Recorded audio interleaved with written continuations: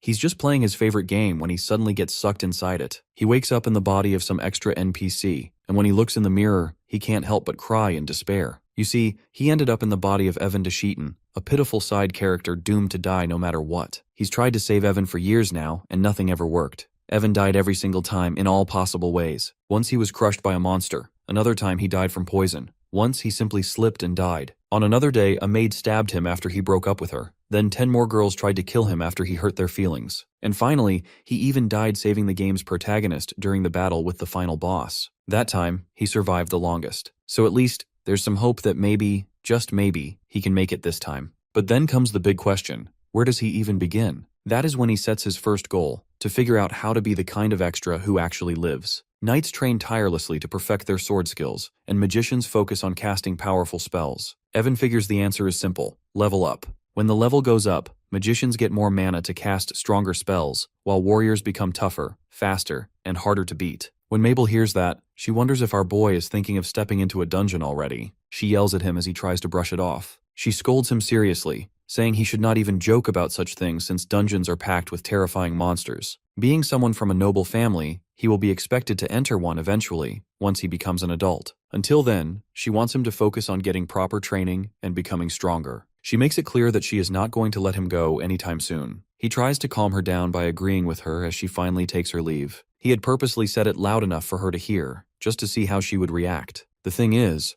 our protagonist has already lived as himself in this world for 9 years now, and he knows the people of this world are under a serious misunderstanding. They believe the only way to level up is by going into dungeons. Although there is some truth to that, clearing dungeon floors does grant blessings that help people grow stronger. Eventually, the kingdom had to take control by assigning nobles to manage dungeons, which led to the creation of a dungeon city. That city is now under the control of none other than his father, Marquis Solane D. Sheaton. Clearing dungeons can indeed raise the level, but Evan knows that there are other ways to become stronger, if the methods he learned while playing are used. Mabel hears him and curiously wonders what he means. He smiles gently and reassures her not to worry. He knows he is seen as a minor character in Demon War, yet the truth is that he is one of the most charming ones. He adds that sadly, he will not be smiling much anymore, and it is because he knows what is coming. That very smile could cause major problems in the future. Even a casual grin can bring danger, and he does not want to trigger any death flags. Pushing those thoughts aside, he focuses on what matters. Evan has just confirmed how people here see demons, and now he only needs to find a way to survive. The first step of many immortality projects is leveling up. So, he turns to Mabel and asks when his birthday is. She replies that it is coming up next week. He then instructs her to let his father know he wants to meet him before then, because he cannot wait any longer. To begin his plan, he needs something specific from the Marquis, the Mirasol's necklace. It was the first artifact discovered inside the Shurden dungeon, and was passed down to their family. In the game, the only way to get the necklace was to form a pact with Evan, and the main problem is that there was a specific event that activates it. He remembers the event very well. When our boy tried to activate the Mirasol's necklace, he poured in mana and cast a spell, and that's when things went sideways. Out of nowhere, thousands of slimes appeared and swarmed the area. They were all weak, level 1 slimes, but he did not know how to stop them from appearing. He fought them off as best he could, but eventually, the scene of Evan being swallowed by slimes became one of the most infamous moments in the game's history. At that moment, he noticed something important. While playing as the main character, he killed one of those slimes to protect Evan, and the game displayed a message that he had gained 1 experience point. In that moment, he realizes that the slimes summoned by the necklace actually gave experience points. It's different from the levels gained by clearing dungeon floors. The experience would raise their very existence. The world of games works in a way where every single action gives some sort of outcome. In that world, people call it a gaming experience. Whether someone fights monsters or spends time training, they gain experience by repeating the same actions again and again. The people living in that world think of this as just getting better at the task, like building a skill. But the truth is, they have misunderstood it completely. What is really happening is that they are leveling up their existence, not just improving skills. When Evan de Sheraton was still a player, he noticed this detail. Alongside the levels he gained in dungeons, he could also observe his existence levels growing. Our boy knew that this was surely possible. Similar to dungeon levels, existence levels don't shoot up rapidly. Their growth is slow, steady, and often depends heavily on a person's natural abilities or talent. But existence levels come with one unique thing: they have no upper limit. That makes them very different from dungeon levels. Just then, Mabel comes over and interrupts his thoughts. She informs him that his father is waiting and the headmaid will be escorting him. Thanks to his constant efforts in the game, the protagonist has managed to gain valuable experience over time. Because of the existence levels he earned from holding the title of a laborer, Even someone weak and feeble was able to grow stronger. Of course, if he actually went into a dungeon, things would still go badly. He would probably get sliced in half and not make it out alive. Normally, a laborer hunts to earn experience, but he is now too young for that kind of danger. Still, he wonders if there are monsters weak enough that even a child can defeat them. He thinks about summoning extremely weak slimes and then killing them for experience. Mirasol's necklace uses 1 MP to summon a level 1 slime. In the game, a level 1 character usually starts off with 100 HP and 100 MP. So by that logic, Evan should be able to summon around 100 slimes. Slimes offer a tiny amount of experience, almost nothing, but he figures that he can do it if he starts early. They arrive at the Marquise's office. After receiving permission to enter, he steps in. The second son knows his role as the Marquise's child and decides to play it properly to get Mirasol's necklace. He tells his father that he wants his birthday gift a little earlier than usual. The Marquis questions why he is in such a rush. Evan insists that he saw a necklace earlier and he really wants it. The Marquis is surprised. He did not expect his son to request jewelry instead of a sword or a pet. Hearing that the request is for Mirasol's necklace, he is clearly shocked. The Marquis explains that the necklace is actually a family heirloom. It's not something he can just hand over lightly. The protagonist unleashes his strongest move, pleading with puppy eyes. That works, and convinces the Marquis. On one hand, there is his son's request, while on the other, even though the necklace does not seem to hold any real power, it's still a treasured heirloom. Then he recalls that artifacts are said to choose their own owners, and guesses that Mirasol's necklace has chosen him. So, he finally agrees and decides to give the necklace as a birthday present. In that moment, Evan leaps forward to hug his father. Marquis warns him that there is a limit to how many artifacts a person can equip. He informs that there are magical artifacts out there such as rings, swords, and necklaces, but no matter where the artifact is worn, a person can only equip 5 at once. That is the maximum amount of power their body can handle. He wants his son to know that once he grows older and finds other powerful artifacts, he adds that Evan must return Mirasol's necklace to its rightful place in storage, since it is still a part of their family's legacy. Our protagonist is only planning to return it after he levels up enough. He knows he won't be able to keep farming experience from slimes forever. Our boy promises to return it later. Now, he is more concerned about how he is supposed to track his level. He knows he needs something like a status window to check his existence level and experience. Still, for now, he is glad that he got his hands on Mirasol's necklace. When he gets back to his room, he checks the necklace closely. A memory hits him of the time he died after being eaten by slimes. He reminds himself that the Evan in the game made a critical mistake and activated the artifact before bringing it under control. That's what caused it to go out of control, but he is not the same Evan. He knows the proper way to resist an artifact's control, how to summon slimes and what to watch out for. He also remembers the chant,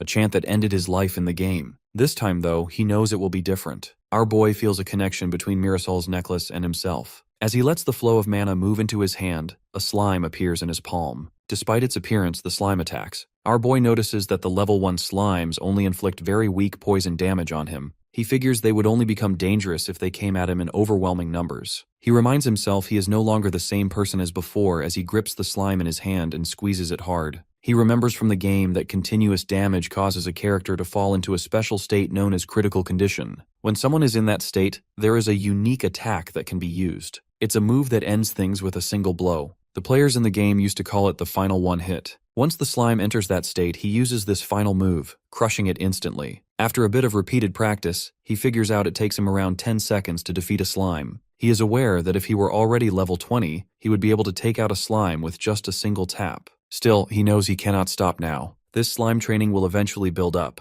Over time, that experience will stack and help him grow stronger, so he decides to make it part of his daily routine. The training actually uses up quite a bit of both his stamina and mana. If he keeps repeating this routine non-stop, our protagonist's body, which is still just a level 1, 9-year-old will reach its limit. He knows how the game works. When players pushed themselves too far, they ended up in an abnormal state. For example, if stamina fell below 50%, the character would start to feel chills. If it dropped under 30%, cold sweats would start. According to the stuff he knows, he figures he will be fine as long as he stays above that 30% mark. Knowing that, he plans to manage his stamina and mana carefully while continuing his training. After practicing for a while, he manages to defeat a slime much faster than before. That makes him wonder if his existence level has already increased, yet he feels it should not be that easy to raise his existence level. There are no status windows or clear indicators like in the game, so it is hard to be certain. He begins to wonder if the repetitive actions he has been doing meet the conditions for unlocking a skill, and then unexpectedly he does gain one. He assumes it might be related to how often he was clenching his fist, maybe something like a grip-based skill. but even that feels too simple to be true. He also notices that he feels his heart squishing when the mana decreases, but his stamina does not show any obvious symptoms. Still, he is sure that summoning slimes continuously must be causing some unseen strain.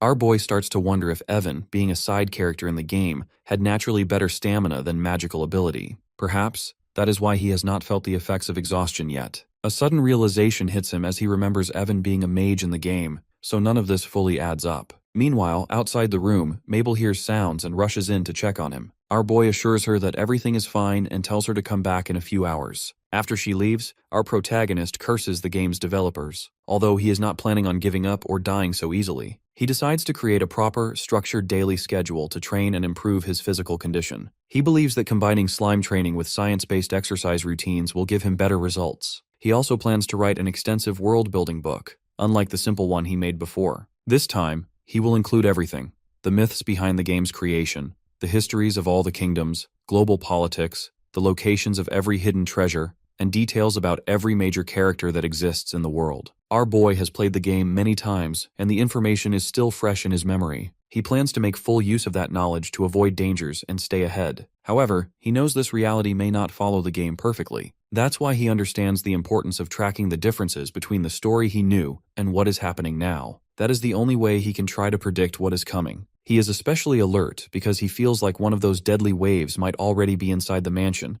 and he plans to tread carefully from there on out. Everything he is doing now is purely for survival. He has finally put together a training schedule with one goal: to strengthen his body. It is a blend of all the useful knowledge he has gathered from the game and the book he is writing about this world. With that plan in place, Evan is ready to begin his training right away. Mabel turns to the other servants and asks if they have noticed how their young master has been acting different lately. She points out how he has been locking himself up in his room, ordering everyone not to enter. One maid notices that Mabel is getting too emotional and warns her to be careful with how she behaves. The servant boy reminds her that being friendly with the young master is fine, but they should not forget he is still their master. Getting too close might not end well, and there is no benefit in overstepping that boundary. Another maid agrees that she too has sensed that something is off. The young master, who used to stir up trouble and pull pranks almost daily, seems quiet. Things have been much calmer around the house since then. The boy then mentions seeing him in the backyard, doing something odd. He describes how the child was in some strange stance, and it almost looked like some kind of exercise. Hearing this, the maid recalls that she has also noticed him clenching and loosening his wrists lately. The boy shrugs and says maybe it is just one of those things children do that adults cannot really understand. Mabel is still worried and convinced that something has changed after Evan got sick. The maid tries to calm her down, while the boy warns that if she keeps acting like this, it will be hard for her to continue working there. Just then, another servant bursts into the dining room where they are all gathered. Out of breath, he reports that their young master just lifted a boulder from the garden.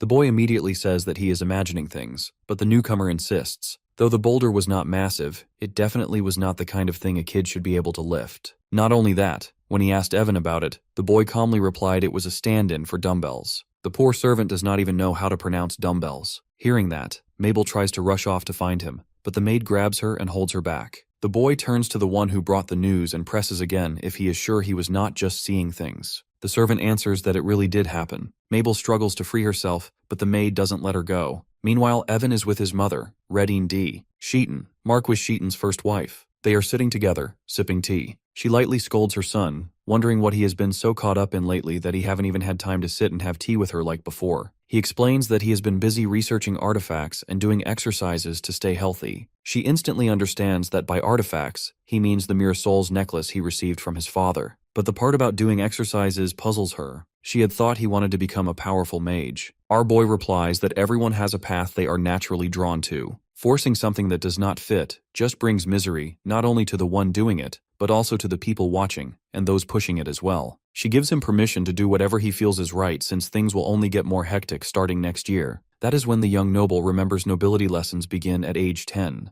In just 1 year, he will be learning everything from noble history, languages, math, geography, and swordsmanship to magic and all the things a noble should know. She reminds him that as a member of the Sheridan Marquisate and a noble from the Dungeon City, he has a big responsibility. One day, he will be helping his older brother manage the family's affairs, so he has to be ready for it. He figures what she really means is that once he becomes an adult, he will be expected to enter the dungeon and meet certain expectations. She is surprised that he already knows about that, but of course he does. since our protagonist died because of it in the game. He promises her that he will study hard once the year starts. Though, for now she wants him to enjoy himself while he still can. She encourages him to play, to explore the city like before, though the city is still in chaos after the dungeon's recent reverse flow. Evan agrees on the surface, but deep inside he has already decided that he is going to keep up with the slime training every chance he gets. With 1 year left, he plans to fully master it and start the second immortality project. But for that, he needs to find a character who suits the project. Back in his room, he pulls out his notes, going over the demigod characters he had encountered in the game's Viscount storyline. He skips the Venom Spear and the Blood-Eyed Witch, even though she was both stunning and powerful. The problem is that he has no idea where they are now. Then, his eyes land on Silent Knight, a character who is one of the strongest in the game, same as our hero. He recalls that Silent Knight was a deadly assassin who used twin daggers, could blend into shadows, and took down monsters silently. But Silent Knights and the other demigods, their fate was unfortunate. Evan believes he can change Silent Knight's destiny too. The assassin, originally from Sheeton, lost his parents in a large-scale dungeon reverse flow when he was just 9. He was sold to a foreign mercenary group and only awakened his powers after entering a dungeon. As the young noble thinks more about that large-scale dungeon event, he remembers his mother mentioning how the city is still recovering from the recent reverse flow. That means Silent Knight, one of the game's top-tier demigods, is probably here in Sheeton right now. As he decides to find him, he heads to Mabel and announces that they are going shopping. Inside the carriage, she is still confused. Mabel wonders what he is planning to buy since there is not much to see in the streets after all the dungeon chaos. He answers that he is going to buy a person, leaving Mabel speechless. He informs her that their destination is the slave market. Morning arrives, and in a damaged district, injured townspeople move slowly through the streets as a carriage rattles along the marketplace road. Inside, Evan explains the city's decline,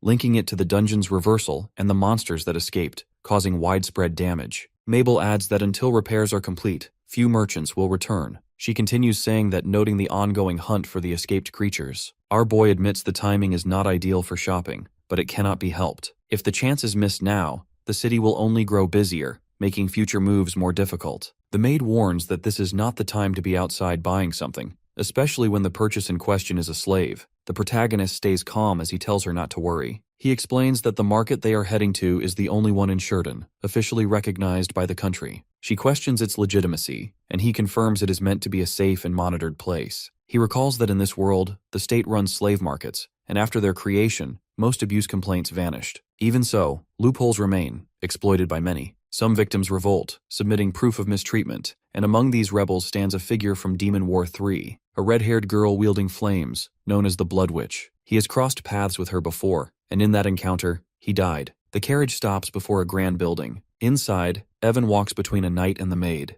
The knight announces their arrival, as the boy turns to him, confirming that he will be his protector. The man, introduced as Dane, hesitates while pointing out this is not a place suited for someone of noble upbringing. The protagonist responds firmly that he understands the world. He's not here to treat it like a spectacle or flaunt his wealth. He is here to find people he truly needs. The knight suggests that the Marquis could provide them, but Evan insists on doing it himself. He recalls that the most people chosen by the Marquis died alongside him. They move forward, entering a room where a bald man greets them. He is surprised, wondering why he came alone. Evan replies that he wanted to see for himself, rather than rely on someone else's choice. He asks to meet children his age, already aware they are orphans from the recent disaster. The man explains these children hardened their resolve and sold themselves, which means most of them would not suit his needs. But the boy counters that this means they are motivated and hardworking, so testing them is not necessary. Instead, he wants someone who can grow alongside him and stay by his side to protect him. The bald man agrees, since there is no need to discuss further if that is the decision. At Evan's request, he guides them to a room where several children await. The man explains he has excluded anyone younger than 12, while Evan scans the group closely as more children are brought in. His focus lands on a boy with blue hair, black eyes, and tanned skin. He recognizes him instantly as the Silent Knight. His gaze shifts to a red-haired girl, remembering her as a top 5 character from Demon War 3, infamous for her evil reputation. Dane comments that the children seem weak and suggests looking at others, but the boy refuses, saying he needs them both. Demigods, beings chosen by God, were unique to Demon War. They are a subspecies of humans that appeared suddenly, with naturally weaker bodies and slower development. It led people to believe that they were inferior, yet some among them became outrageously strong. The ones standing in front of him are exactly that, the Blood Witch and the Silent Knight, representatives of their race in Demon War. The demigods overcame their weak physical bodies through dungeon leveling, When they leveled up in a dungeon, they received double the blessings a normal human would. The deeper they went, the greater the effect, allowing them to grow so strong that humans could never catch up. However, most demigods found it difficult to even enter a dungeon at a low level. Even if they did, most would die before the 5th floor. The majority had to be sacrificed for the minority to grow stronger. Evan concludes everything is fine now and he promises not to let them two die, since that they serve him now. The bald man apologizes, saying the price is only half of what others cost, and that taking it would cause trouble with the Marquise. Our boy answers he has no intention of discussing their worth and will be taking them. Evan declares that he will take both of the children. Earlier, he had instructed the trademaster to send him any children with the features he described. The man agreed, promising to keep it a secret. With this, he is confident he will find more potential demigod prospects. He turns to face the two and studies them closely, remembering their murderous intent in the game, the way they fought without hesitation. There is no time for them to mourn the loss of their parents. Our protagonist assures them he will not be a bother and simply asks for their names. The red-haired girl hesitates as she wonders what he means. When told again, she exchanges a glance and introduces herself as Belua, though her mother used to call her Lua. He acknowledges her name, expressing his hope to grow close enough that can call her Lua. The boy introduces himself as Shine, as he recalls meeting Belua when he entered the slave market, admitting this is the first time he has learned her name. Evan recognizes the name Shine and notes how it contrasts with his in-game concept as a silent knight. He introduces himself as Evan D. Sheaton and invites the two to get along with him. Shine hesitates, then asks if he can pose a question. He wants to know why Evan bought defective products like them. The Marquis' son replies that if Shine is the same age as him, he should already know the answer. Shine presses further, asking if he bought them on purpose, to mock and toy with them. Evan goes quiet as his gaze shifts between the two. He speaks of the world's unfairness. His words are directed at Shine. The child admits his understanding of the harsh reality. Evan recalls his own fortune of being born as the second son of a marquis, able to live comfortably and happily. He adds how surprising it would be for someone like them to receive such fortune. The words push Shine as he admits the reality of his own upbringing, born into poverty and hardship. He admits his body is weak and useless, demanding to know what kind of blessing Evan is talking about. The protagonist responds that it is talent, an overwhelming talent. He claims both Shine and Belua have it. Shine accuses him of toying with them, but Evan counters that ignoring him might make them feel better for now, as he asks if they will ever truly be satisfied. Belua questions what talent he is referring to, asking if she has it too. Evan confirms that both of them possess it, the talent to grow stronger. She recalls how her mother once apologized for giving birth to someone as weak as her. Shine finds it relatable, saying his mother felt the same. Our boy dismisses their mother's pity, explaining that their talent simply is not something easily recognized. When Shine presses, asking how he is aware of it if even their parents did not know, Evan reveals that he has a talent of his own. Our boy claims he has the talent to find geniuses like the two before him. The girl grabs his sleeve, asking if she can truly become stronger, and he answers that she can. He explains that he can prove it but needs 3 years of preparation, and if they follow his orders for that time, he will show them results. If they are not satisfied, they can leave him freely. He adds that as long as they stay, no one will disrespect them again. Shine protests, reminding him they are slaves, but our boy swears on his name to keep his promise. He states that if the results are as promised, they must follow his orders. Belua admits he is no philanthropist, and brought them here because he wants something from them. Evan asks for their decision, asking if they will trust his words to prove their talent and place their fate in his hands. In silence, the two sit in the cell where chains bound their ankles, the boy declaring he would survive, refusing to die like this. The girl agrees, sharing the same resolve.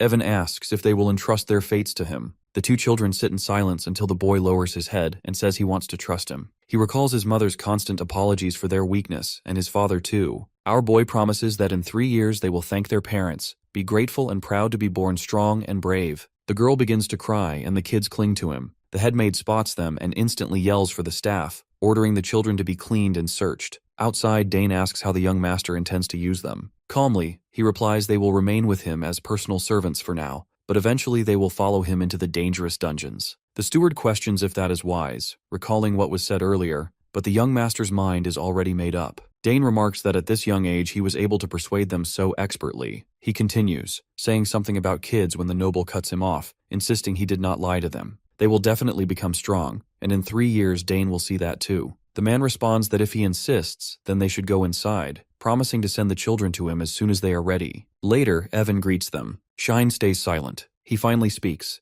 recalling his earlier statement about wanting something if they proved their talent. He wonders what they will need to do, asking if it means staying as servants. The young master states he only wants one thing from them, which is to protect him. Both repeat his words, and he points to himself, clarifying it is him. The boy replies that they are just kids, but our protagonist assures them they will become really strong. He says that he wants them to protect him using that strength. He adds they will stay by his side at all times except when training, guarding him from danger while staying close. When Shine asks if there is a dangerous situation he will face in the future, he calls the boy smart and agrees with his guess. He confirms that there will be danger, and he needs them. The child begins to wonder aloud, as the young master explains it is his personal training, kept secret from others and shown only to them. The girl comments that she wants to try, and he addresses her by name, assuring her she will be able to defeat monsters scarier than this. Since he has told them what he wants, he says they can now tell him what they want. Both repeat his words once more. Our boy tells them that if they protect him, he will be obligated to grant all their wishes. Introducing himself as the Marquis's second son,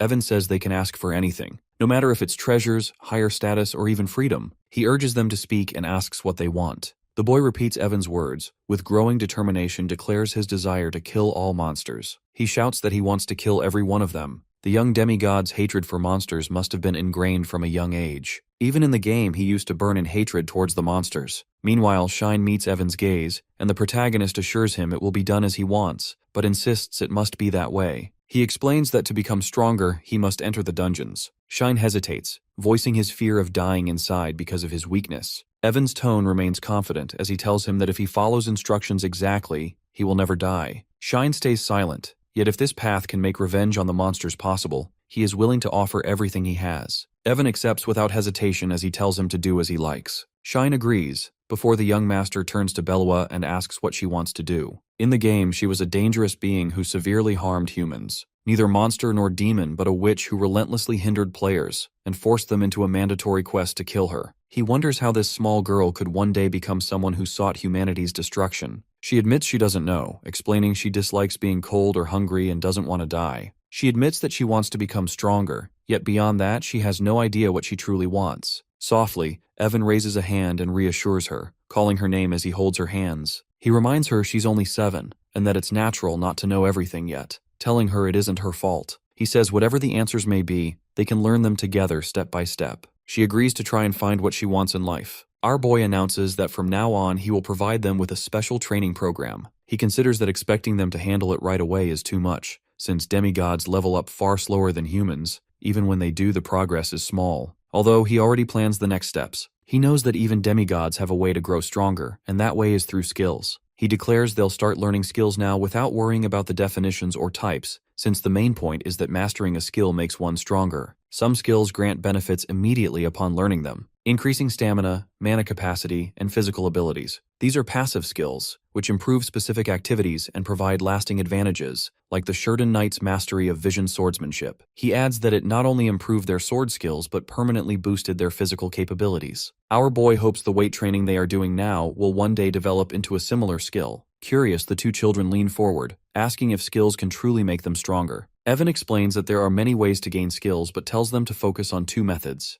The first is repetition, practicing until a skill becomes recognized as a personal strength. The second is joining a specific group and learning its vision over many years. He adds that they will use both methods to improve, noting that the reason servants in Demon War had immense stamina and mana despite their roles was because noble households passed down powerful skills through visions, giving skilled servants higher status. He continues by stating that the higher the rank of the family, the stronger the skills they possess. They listen closely as he explains they are in a good position, since the Shurden family holds the rank of Marquisate, with household skills considered the most traditional and outstanding in the entire kingdom. They wonder if they will be able to learn those skills. Evan replies they can, but mastering them will not be easy. Unlike other servants, their current effectiveness is far below average, which will slow the growth of these skills. He explains that it will take much more effort to reach the level of others. Still, if they can overcome the hardships, they will build a strong foundation for stamina and mana capacity, which will lead to their growth and successful dungeon clears. Finally, Evan concludes that they can only be shown the path but cannot be walked through it. When Belua faces the question if they can walk the path ahead, he never doubts it,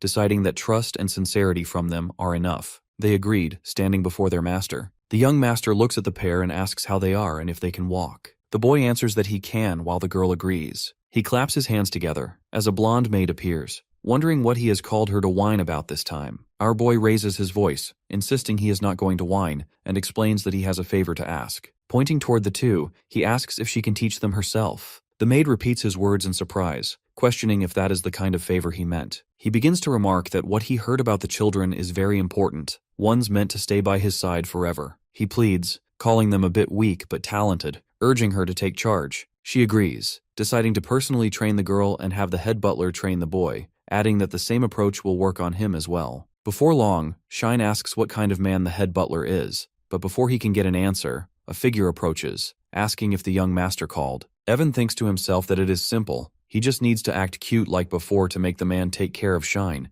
even if it costs him his dignity. He calls out to the butler, asking for a favor. Meanwhile, Shine recalls buildings burning and people screaming. Someone screams for him to hurry and run away, as he remembers vowing to survive, to get revenge on the monsters. A voice snaps him back, yelling for him to wake up. It's a butler shouting at him to pay attention. The man barks again, telling him not to act weak from just a few hours of basic training, warning that at this rate he won't be able to handle even a single duty of a marquise's servant. Then he sprints forward, reminding the child that basic stamina is crucial and that a servant of the Sheridan house must be able to aid his master. He warns that afternoon theory lessons are next, so Shine must preserve his energy. After calling a 10-minute break, the butler remarks that it is fun to watch someone grow. Evan shows up as he agrees the stamina is lacking, but notes the boy is talented in every other aspect, with good judgment for his age, sharp intellect, and strong determination to complete his duties to the end. He decides to get serious with training, assuring he has enough healing artifacts. At that moment, a maid approaches and informs him that the Marquise is calling. The young master replies and heads inside.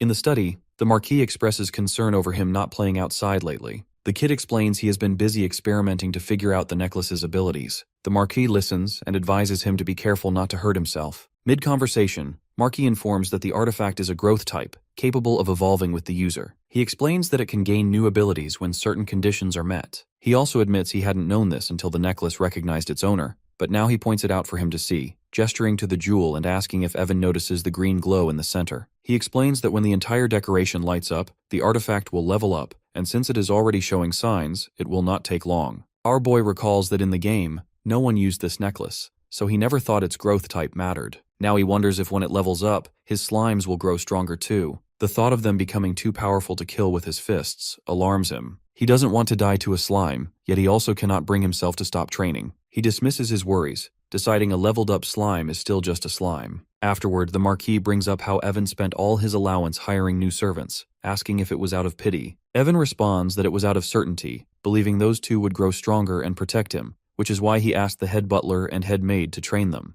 The Marquis listens and says he will trust him if that is how he feels, but warns that the servants will be his sole responsibility, not theirs. Evan agrees, declaring that those two are already his people. 3 months have passed. Shine stands in a servant's uniform as he faces the young master, while Balua wears her maid attire. Evan examines them carefully under the watchful eyes of the head butler. He remarks that although their condition is not perfect, their stamina now matches the others. The young master questions how hard they were pushed, recalling that newcomers unused to dungeons are typically weak and usually require 3 years to adapt, while these two have reached that point in only 3 months. Speaking firmly, he declares that failure would be his fault and not theirs. The girl adds that she worked hard, while the butler suggests they should now train only half a day and spend the rest of their time with the young master. Evan agrees, explaining that keeping them close was his intent from the beginning. He hints at something else he has planned, prompting the butler to promise preparation for whatever is required. Soon a large box is brought forward, and the noble reveals a decorated book, calling it a special advantage only he can use. As he opens the box, he decides that the first items they will need are twin daggers for Shine and a lamp for Belua. Shine grips a pair of golden twin daggers while his partner holds a lamp. Evan explains that they are artifacts rather than ordinary tools. Remembering their neglected status in the game yet knowing their true worth, he demonstrates their use by dashing forward, spinning in arcs as the daggers carve through the air until a tree trunk splinters beneath the force. He asks if Shine memorized the move. He eagerly replies, recognizing it as the fastest way to learn twin dagger skills. Evan explains that the technique is known as beehive felling, beginning by crossing the blades to block. The young master demonstrates the form, crossing the blades to guard, bending his knees as the swing flows downward. He emphasizing perfect timing as the motion is cancelled midway to avoid wasted effort. Shine quickly mimics the movement, and the protagonist clarifies cancelling as cutting the action mid-command for faster repetition. Evan asks him to just trust and follow his lead. Shine nods and grips both daggers, matching the rhythm as he drills the sequence non-stop until his footwork sharpens and the arcs snap clean, holding the stance as he grasps the twin dagger basics within a single day. Meanwhile, Belua works indoors with the lamp while Evan observes. The lamp, he explains, can be used to train the mana capacity control skill through repeated activation. He adds, since mana capacity control is the most important skill for a mage to develop, continual use of the lamp makes it possible to both learn and improve the skill. Spell incantation speed, spell force, mana recovery rate, and total mana capacity are all influenced by it. On top of that, every activation of the lamp slightly increases fire affinity with no limit, meaning that as familiarity with flames grows, the ability to wield fiercer flames will follow, making the lamp the perfect training tool for her. At that moment, she decides to turn it on, comparing herself to Shine, but is interrupted by Redine. She asks about the lamp, and Belua quickly calls her Madam. Redine remarks that it is an antique that should not have been taken from the storehouse. She suddenly realizes Belua is the child Evan brought and wonders if he gave her the lamp. The girl explains that he told her it would help improve her mana control, and Redine nods in understanding, noting that our boy gave a hard-to-use artifact to teach her basics, even though he has no talent for magic himself. Belua immediately defends him, insisting he is not untalented. Redine offers to help with her training, calling it witch training, but tells her to keep it a secret from Evan. Afterward, the second stage of special training progresses well as Belua repeatedly activates the magic lamp, gaining mana capacity control and increasing her proficiency. Shine also continues to focus on twin dagger techniques, practicing by canceling the high-level beehive feller movement midway. During these same months, the protagonist summons slimes in both hands, showing he has learned to control them simultaneously. He holds Mirasol's necklace, recalling his plan to remove it once reaching a certain existence level. Our boy realizes it is a growth-type artifact, with the slimes he summons becoming stronger as well, which makes them harder to kill but provides more experience. Considering this new opportunity, he decides that what he needs now is not an item, but a skill. With that thought in mind, Evan begins Immortality Project number 3 by summoning slimes with both hands. Evan launches into his Immortality Project number 3, its myriad poison immunity, determined to build tolerance until no toxin can threaten his life again. The problem lies in the cost, since the poisons he needs are so expensive that without the head butler's approval, family funds remain out of reach. Mabel overhears and asks what exactly he plans to use. Evan explains that he cannot make her servant in the way she expects, but suggests they work together instead. She tilts her head in confusion, yet he reveals the truth of his plan to start a business. Not long after, Eric arrives and asks what favor his younger brother wants. Evan immediately brings up the city inspection assignment entrusted to Eric by their father, the duty where Sheridan heirs walk through the city in person to understand what it means to lead. He explains that he wants to help with it, and Eric agrees. Pulling out a paper, Evan slides it across the table, and Eric studies the notes closely, wondering if they were written from what others said. Our boy answers that he reached the conclusions himself. Eric admits they seem accurate, realizing the document records every notable event in the city from the past 6 months. Each incident is paired with its cause and consequence, along with predictions for supplies in demand, new items, and simple recipes made from accessible ingredients. Evan explains he wants to use this knowledge to start a small business, earn an allowance, and learn more about the city. Eric advises that they bring it to their father for approval. Before the marquee, our boy presents the plan. Their father quickly remarks that the proposal spans far too wide for a small business, and warns that Evan cannot handle all of it. Evan answers that he intends to focus only on one part. Pressed further, he admits he will handle medicine while asking his father to manage the rest. Reading deeper, the Marquis realizes the document was written to offer information from the start. He narrows his gaze and asks if this was truly his intention, while Evan insists it was only meant to prove determination. The Marquis glances at Eric, questioning if this child is really his son, and Eric shoots back that perhaps he should be asking if this boy is truly his brother. Evan slaps the papers onto the desk, declaring that a meeting with the vassals will be needed. The Marquis responds that it is time to expand the business Evan has already been running. When the vassals gather, some argue that the plan would carry more weight without a name attached, while others insist the contents alone make it worthwhile. One man questions why Evan wants to pursue the medicine trade when it produces the least profit. Marquis confirms this, recalling his son's explanation that the industry has stagnated because priests monopolize healing. Our boy points out that the first duty to citizens is medicine. He points out that the temple avoids treating injuries through any means but God's power, ensuring donations flow only to them. As a result, only dungeon explorers or the wealthy receive help, while ordinary people often die waiting. He explains that medicine is the only answer in emergencies, and if the industry develops with stabilized production of minor healing potions, they can be sold cheaply and lower the death rate across the slums. With resolve, he declares that he will proceed. The Marquis answers firmly, stating they will proceed with his name on the line, and that if they do so, the temple will not be able to interfere. Evan hesitates, asking if that is truly safe when the temple is the state religion, but his father reassures him it is fine. He promises to negotiate directly, even before the emperor if necessary, and declare that it is for the sake of the citizens. He authorizes the expansion of the business, the creation of new items, and the founding of a pharmacy. Evan thanks him respectfully, while within himself his true aim remains unchanged, to gather every poison and herb in existence and train his body until complete immunity guarantees his survival. As soon as permission from the Marquis is secured, construction begins immediately. The building soon stands ready. Pharmacists themselves are nowhere to be found because this territory belongs to the temple, whose interference infuriates Evan as he recalls his past in Demon War 3, where their disruptions made herb collection harder, dungeons more dangerous, and potions nearly impossible to secure, forcing the hero to either recruit an alchemist or learn the craft alone. To solve the issue, he decides to make potions personally, though doubts rise about who would ever buy medicine from a 9-year-old until a new idea forms. He decides that he could study under a pharmacist, show rapid progress,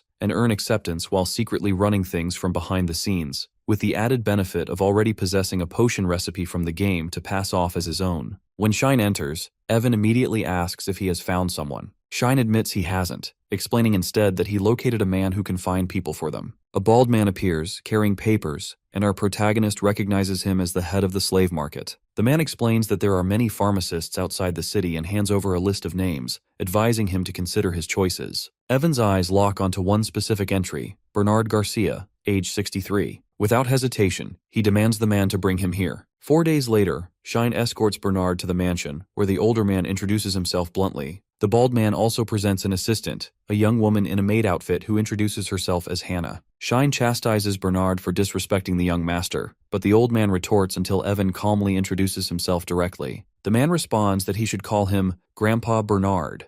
After thanking the bald man for his efforts and reminding him to continue searching for demigod children while keeping the matter quiet, Evan dismisses him. Seeing all this, Bernard wonders if he truly is just a child. In response, Evan reveals his age, drawing laughter before the pharmacist asks what exactly he wants from him. When pressed, the old man admits helping is another matter altogether, recalling rumors that our boy knows alchemy beyond his own understanding and warning there will be consequences if that claim is false. Unfazed, Evan proposes a deal. If he can show him something new, Bernard must stay with him for at least 5 years. Bernard agrees, but says if Evan fails, he will become his apprentice with all secrets laid bare. Confident, Evan accepts without hesitation. They ride to Brothers Pharmacy, the carriage stopping before a grand building. Evan declares it will soon be his workplace. Inside, Bernard insists on seeing the alchemy at once, but Evan first leads them into the medicine production room, where rows of vibrant purple plants grow in incubation. He places potion bottles nearby and explains the method of medicinal herb incubation. He calls it a cheating potion for its speed and simplicity, though it comes with strict requirements from the end of Demon War 4. Holding the potion, Evan asks if Bernard knew of it. The old man admits he did not, repeating the name in disbelief as Hannah echoes the term, both stunned by the technique. Evan clarifies that rarer herbs take longer, and repeated use wears out the effect, demanding fresh deposits. But even with limitations, the potion enables full-scale herb production. Bernard reflects bitterly that he believed no new potion could exist, and now a child has taught him something he never knew. With a small smile, he remarks that his remaining years will be enjoyable. At last, Evan presents a contract for 50 years instead of 5, urging Bernard to sign. As the weight of the revelation settles, the old man reaches for the quill. Afterward, Evan continues working on the book of settings for Demon War, keeping up his routine as he updates the character list. Later, the group gathers with potions and herbs. At Evan's signal, the meeting begins as he explains they should first gather every medicinal herb from the city first. He adds that they'll slowly expand the collection area later, noting that adventurers will often hand over unused herbs. Bernard suggests sharing sample potions with herb sellers, and Evan quickly agrees. He points out that producing a cheaper, easy-to-store potion would allow distribution across the entire city. Evan reflects privately that even selling cheaply will bring profit, because although the margins begin small, the pharmacy's steady growth will eventually handle citywide distribution. Bernard worries about possible order interference, only to be reassured that the Marquis family's influence will prevent problems. Meanwhile, since Evan cannot visit daily, he arranges for Hannah to assist Bernard directly. He then calls for Mabel, explaining that it will be difficult for him to face the pharmacy himself, so she must act as the representative figure of the business in his place. When asked if she can handle such a responsibility, Mabel falls silent for a moment, before replying that she has been preparing since the moment it was first mentioned. She tells him to leave it all to her, vowing to help in something where his honor is at stake, and promising to stop anything that might get in their way. Pleased with her determination, Evan decides she will also manage herb storage, which includes overseeing the gathering of ingredients for potions. 1 week later, a crowd gathers outside as Brothers Pharmacy becomes a sudden success, with customers flooding the shop and trading herbs for minor healing potions. Bernard Garcia's reputation raises trust, and demand grows rapidly. Mabel reports that they will buy both medicinal and poisonous herbs, exchanging them for potions, which draws even more suppliers. Evan notes that people praise the effects, and one warrior even boasts the potion works better than priestly healing. Bernard proudly replies that no ordinary alchemist would dare stake their name so boldly. Elsewhere in the building, Marquis examines a report and asks if the numbers shown are revenue, only to be told it is actually pure profit after costs and wages. The reply leaves him surprised, as he realizes that his son has achieved so much. With the pharmacy's success, 2 more pharmacists are hired through the trademaster. Soon, all herbs in Dungeon City funnel toward them, while collectors and alchemists from across the nation arrive to buy in Shurden. Soon after, this development leads to the creation of a skull-marked purple poison tea. When asked if it is safe, Evan reassures everyone by explaining it is made with precise ratios of medicinal and poisonous herbs to build resistance, then calmly drinks it himself. Mabel warns he might die if he keeps drinking it, but he replies that he drinks precisely so that he will not die. He then offers it to Shine and asks if he wants to try. Shine hesitates and asks to pass, but Belua quickly volunteers, making the maid shout for her to stop and fearing everyone will die copying him. At that moment, she realizes it is already March and blurts out that Evan's 10th birthday is coming soon. This makes him realize that it has already been a year since he became Evan. With noble training about to take over his days, he knows there will be no more time for such practice. Shine then wonders if they can just tell everyone the truth, but Evan firmly refuses, remembering his failures after trying everything to grow stronger. Shine suggests they go to the dungeon instead, but Evan refuses again, saying neither he, Shine, nor Belua are ready. When Shine presses further, asking why not, Evan points out they still have 2 years left on their agreed limit, declaring they will only go once everything is ready. Shine protests that they have gotten much stronger, but Evan cuts him off sharply, telling him he still has a long way to go. When reflecting, Evan tells Shine and Belua they have grown a great deal over the past year. He remembers how at first they were merely happy to catch up with children their own age before growing proud of surpassing them. Shine denies being puffed up and insists he would never act that way in front of his young master. Evan warns that even well-trained soldiers meet their end inside dungeons, but quickly reassures him there is still time to improve outside. He urges him not to rush and to prepare thoroughly so nothing can go wrong. Evan asks if Shine can wait, and he agrees, while Belua urges him to be gentler, only for Shine to point out with exasperation that she is 8 years old. Later, Mabel presents a box of green herbs and explains it is the weekly poison and medicine batch. Evan identifies it as Pattern F and thanks her firmly. She reports Bernard's concern that more people are needed, sparking the idea of adding Hannah as an assistant pharmacist, and Mabel praises the girl's steady growth. Evan inquires about the temple, and Shine explains that the pharmacy's construction in the central district has made them anxious. Mabel confirms she has already reported this to the Marquise. When she wonders if he is still fixated on slime training, Evan muses about killing slimes before they can scream. Mabel suggests using an artifact that grants gripping power, but Shine dismisses the thought until he remembers one. An artifact that increases strength and should be simple to obtain. Mabel recalls its association with Demon War 3's Bloodstained Fist event and warns of the many conditions tied to it. As the memory unfolds, Evan recalls that a random event triggers once he grows close to Shine, where his birthday is set to a certain date. Our boy presents him with blood-stained gloves, claiming they make him feel stronger. Should he accept them, his attacks weaken, his skills fail to activate, monsters overwhelm him, and he dies. Should he refuse, he keeps the gloves, enters a dungeon, and still falls when his magic fails. Both choices end in tragedy. The artifact indeed boosts strength when worn, but nullifies any weapon's power, granting enhancement only when fighting barehanded. With this knowledge, he decides the artifact will not fail him against slimes since he wields no other weapons. He rallies the group with renewed energy, leading them out to shop. Redirecting Mabel away from the main shop, he explains that the artifacts there are all knockoffs, reminding them dungeon explorers never sell true artifacts through common stores. Shine asks what happens instead,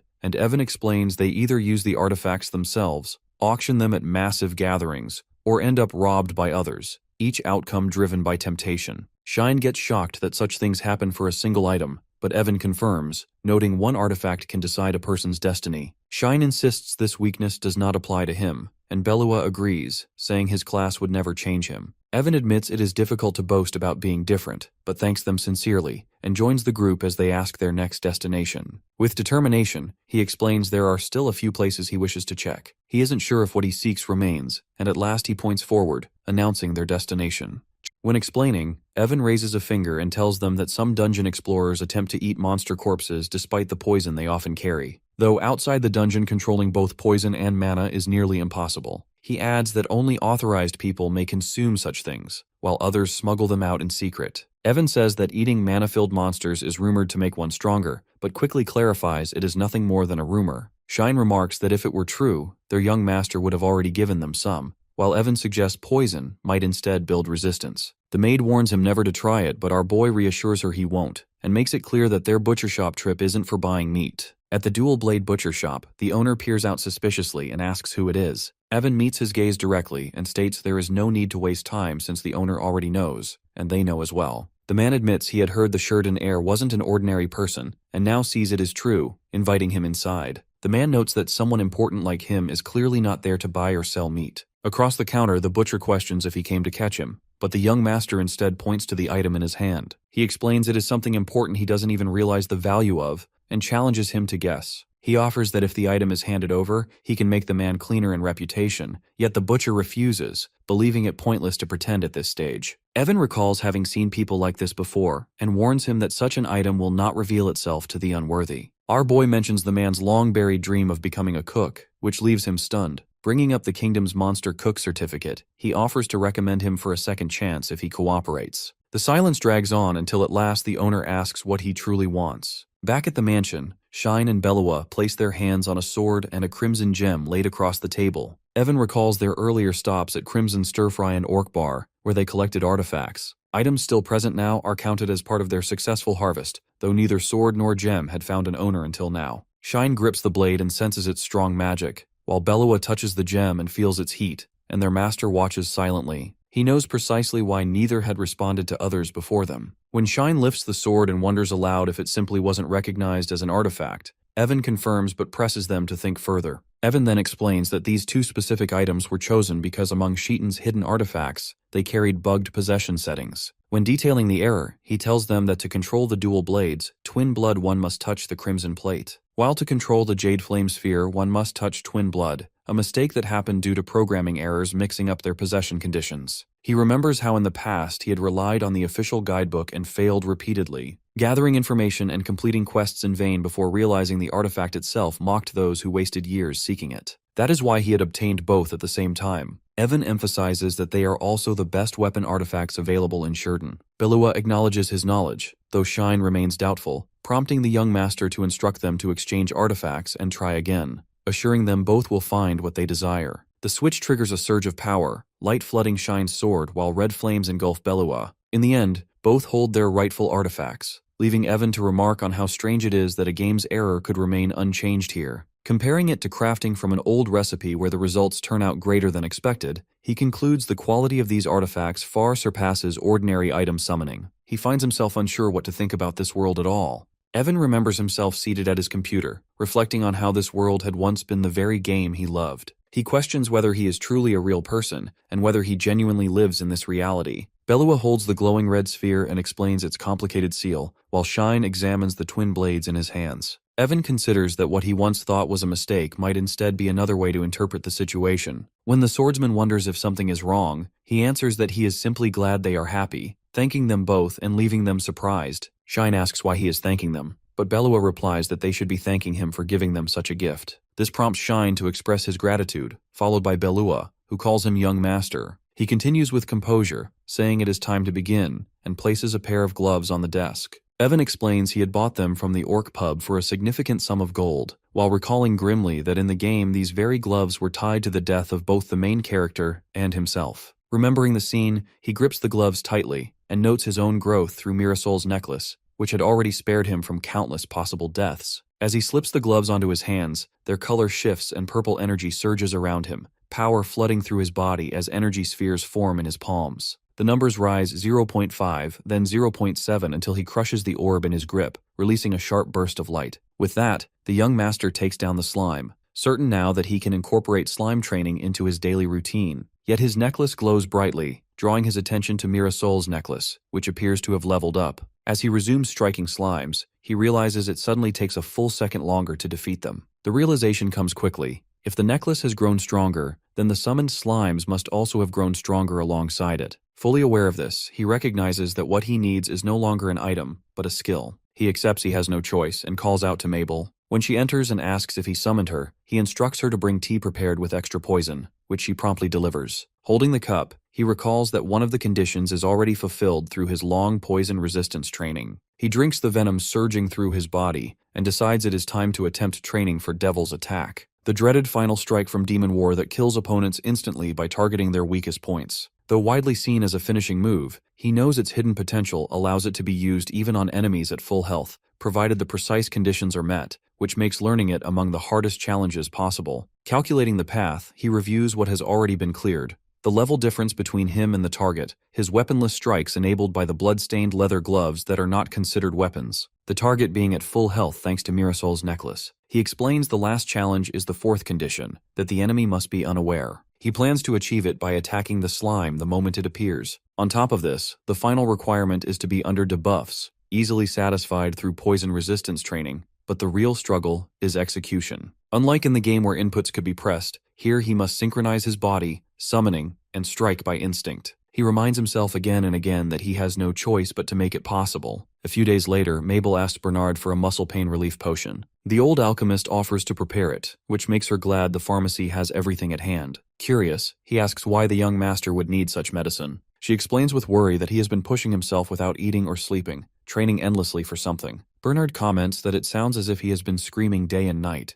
and she worries about how much longer it can continue. Outside his room, people knock and call his name, urging him to open the door and asking if he is all right. Inside, Evan collapses onto the floor, gasping for breath. A few days earlier, Mabel holds out a bottle and a pill while asking about the idea of kicking. Evan confirms her guess, explaining that Devil's Attack works by canceling a regular strike to force the final one hit, a technique called cancel, similar to how Shine uses double daggers. The difficulty, he says, lies in deciding which attack comes first. He adds for now he believes kicking is best since both hands must remain free to kill slimes. He adds that timing the slime's summoning at the perfect moment only makes the move harder. Evan also admits how much more difficult it feels to execute something with his body compared to simply clicking a keyboard. Mabel confesses she doesn't understand his strange talk but still wishes him good luck. He thanks her for that, promising to do his best, though he tells her to return to her duties when she offers to keep watching. Back in the present, someone calls from outside, urging him to at least show his face. The protagonist tells himself he cannot compromise anymore, swearing he will master Devil's Attack before his 10th birthday. He knows there is no way he will die as an extra in this game world. Evan screams in effort, while Shine slams his hands on the desk and declares he cannot take this anymore. He admits he doesn't know how powerful Devil's Attack might be, but fearing something bad will happen to young Master Evan at this rate. Belua answers calmly, reassuring him that if it is something Evan truly needs, he will accomplish it on his own. Meanwhile, Mabel hurries down the hall carrying a box of potions. She stops outside the door when she notices the usual sounds have gone silent.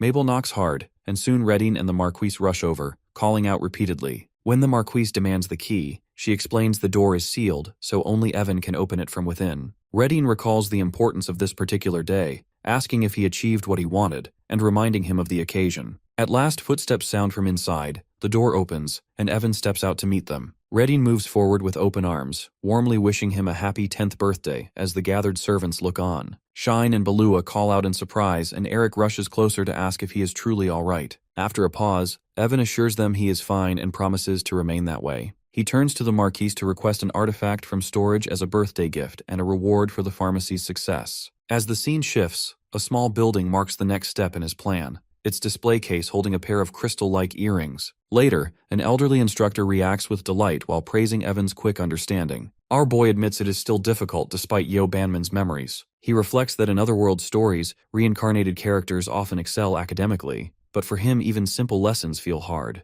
Guided by his teacher, he tackles noble family trees, foreign relations, and the intricate web of aristocratic ties, knowing how easily such knowledge could trigger death flags. Memories of Demon War 3 remind him of countless possible deaths, many tied to foreign nobles. For a moment he even considers scarring his own face, though Mabel protests its value. Shine asks if he is certain about choosing just the earrings, but Evan insists they are what he wants most. Grateful for his birth family, he selects the Snow Mountain Spirit Earrings, an artifact that accelerates mana recovery, preparing himself for the next stage with them in hand. During training, sessions grow longer, and Shine points out that he is old enough to begin weapon practice. Evan explains he has yet to find a weapon that suits him and cannot remove his gloves yet, which makes one hand useless for combat. Belua reminds him that strength is essential for survival in dungeons, but he counters that as a noble he should focus on what is most useful. For now he decides to train in hand-to-hand combat until he finds the right weapon. He is convinced he may be suited for something unusual, and resolves to try everything he encounters, aiming to decide within 2 years.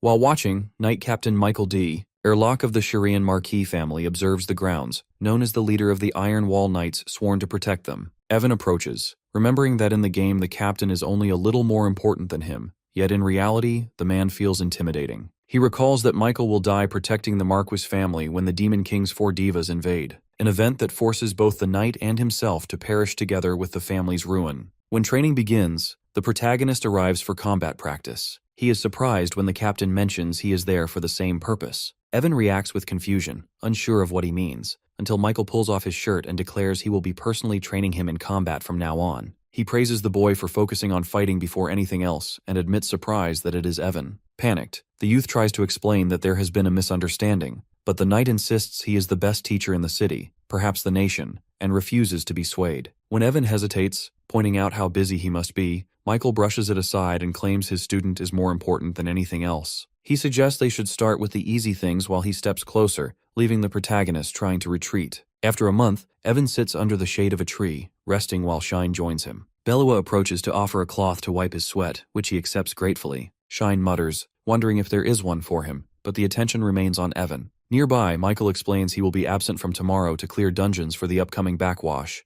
instructing him to train alone in the meantime. Our protagonist recalls that the knight usually avoided dungeons, but Michael explains that watching Evan's growth inspired him to push himself. He admits he still wants to improve even at his age. The boy calls it a good thing, adding that greater strength helps both in learning and in protecting the Marquis family. As they talk, the captain describes avoiding traps, finding the right path, and fighting monsters. Evan questions if that is not simply another kind of effort. Michael clarifies that leveling up in a dungeon is different, but the youth places a hand on his chest and shares his belief that dungeon rewards are just another form of compensation for effort. He compares it to training for strength, where risking lives to explore dungeons leads to level increases as the prize. Evan also declares that time does not matter because God judges and grants blessings fairly. To him, there is no difference between training effort and dungeon effort, since results always match what is given. He concludes that strong dungeon performances bring great results and asks if the captain agrees. Michael says the answer is enough, admitting he feels foolish for avoiding dungeons and realizing rewards come in another form that can be trusted since they are given by God. Before leaving, the knight promises to repay Evan, but the boy just asks for lighter training when he returns. Michael instead vows to use every method he knows to teach him after the dungeon. Evan thinks privately that it is the opposite of what he intended. The knight instructs the others to raid dungeons with enthusiasm and raise training intensity and preparation. His friend echoes the determination, saying they cannot simply sit back and watch. Shine adds he will intensify the captain's training as well. Our boy becomes occupied with slime practice, lectures, and combat drills. Several days later, on a Friday afternoon, Evan meets the trademaster after the knight has already departed for the dungeon. At the meeting, the bald man greets Evan and announces that he has brought the children discussed last time. The boy introduces himself as Paul, and the girl simply asks to be called Mary. Our protagonist wonders privately if they might have changed their names before appearing in the game. He instructs Mabel to wash them and guide them to their rooms, which she accepts, though he immediately clarifies firmly that it is not what she might think. In confirmation, he explains that Paul and Mary are demigods, thanking the trademaster and calling the arrangement an investment. The merchant then hands over investigation reports on the people Evan had requested. He wanted the information of the important leads of demon wars, realizing it won't be easy as it was the Bernard. He is aware that most characters are not active at this stage, and even the name or past of Demon War 3's main character remains unknown. Resolved, he decides to continue his work regardless. When Shine asks if he is fine with just that, Evan answers that he is. He also explains that he will help the rest later if they turn up, while looking over the names listed in the request and resolving to support efforts against the villains who plague the world. Shine wonders aloud if he plans to be on the front lines himself, but Evan shakes his head. He replied that he is merely an extra who will quietly provide support through items and preparation from the sidelines, rather than by stepping into battle. When interrupted, Belua suddenly announces that it is time for class. Evan screams that he has forgotten. Later, the old alchemist calls his name. Evan calmly eats shaved ice until Bernard finally asks if there has been a problem at the pharmacy since the summer began. Confused, our boy prompts him to explain further. Bernard clarifies that he is concerned about the uniforms being too warm for the season, saying he feels bad for the employees forced to wear winter wear in the heat. He argues that consideration for seasonal changes is necessary and declares with pride that he remains the continent's best alchemist. In response, Evan tells him he cannot leave the pharmacy's duties entirely to him forever and needs to draw more from his abilities. Hannah soon arrives with Bingsu, prompting Evan to ask if her uniform is too warm. She insists it is fine, but he points out the heat and apologizes for realizing so late, promising to request a summer version once he returns to the mansion. She thanks him as he reminds her to approach him or Mabel anytime she needs anything. Feeling moved, Bernard says he appreciates Evan taking such care of the pharmacy staff and expresses his desire to repay him. Our boy asks if he means it sincerely. The alchemist explains that although he has the knowledge, his body, skills, and mana no longer keep up. He adds that imbalance can be corrected if Evan learns directly from him, since alchemy is something anyone can study. Bernard tells our boy to come for an hour each day and fetch the training materials himself, warning him not to be so touchy about the matter. That night, a shadowy figure approaches a grand hall, where a nun seeks out the bishop and asks if he is aware of the recently opened Brothers Pharmacy. The bishop's face twists with fury as he slams his hand against the armrest, cursing the pharmacy for drastically lowering donations. In his rage, he insists that they mock the will of God with underhanded tricks, swearing that he will never allow such insults to pass unpunished. When class ends, Hannah peeks into the room and asks if Evan's lesson is finished, only to see him collapse to the floor. Bernard looks down at him and remarks that if he were not so busy, he could teach him all day. The protagonist jokes it will take 50 years at this pace,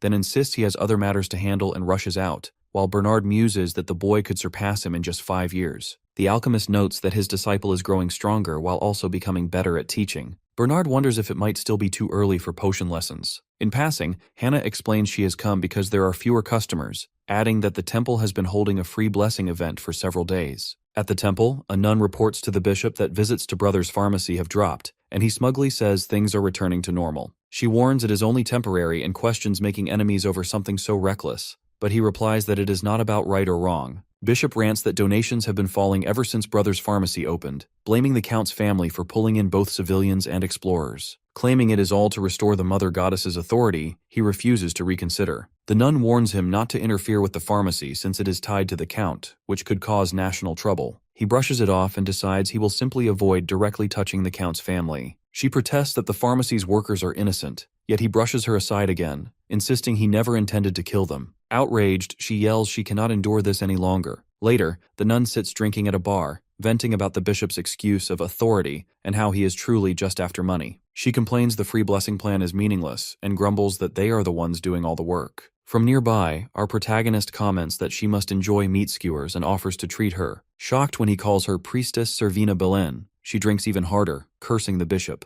Servina grumbles drunkenly about the priesthood and the temple, even wondering if she should abandon it all to become a free priestess under the Count family. Evan turns back to her and offers her a place as a priestess affiliated with him, promising unlimited support. With hesitation, Servina admits it would be nice but says she cannot accept. When he asks why, she explains she promised herself to make the temple a better place. Evan replies that there is nothing she can do to change anything now. Servina concedes, saying she has already angered the bishop enough to be on the verge of being expelled. Evan realizes it is because she has been here since being cast out of the main body. He decides he could allow that to happen, but thinks that just as he has changed Shine and Belua's futures, he might also change hers for the better. Calling out to her, he asks why not rely on someone else if she lacks the strength to change things alone. Looking confused, she wonders what he means, and he explains they should discuss further what the true problem is and how it might be solved. Evan stands beside Dane in front of the gathered employees, warning them about a possible ambush and reassuring everyone that they will be protected. He reminds them that since they were invited to the city, their safety is the host's responsibility. Dane affirms that each worker of Brothers Pharmacy represents the Marquis family,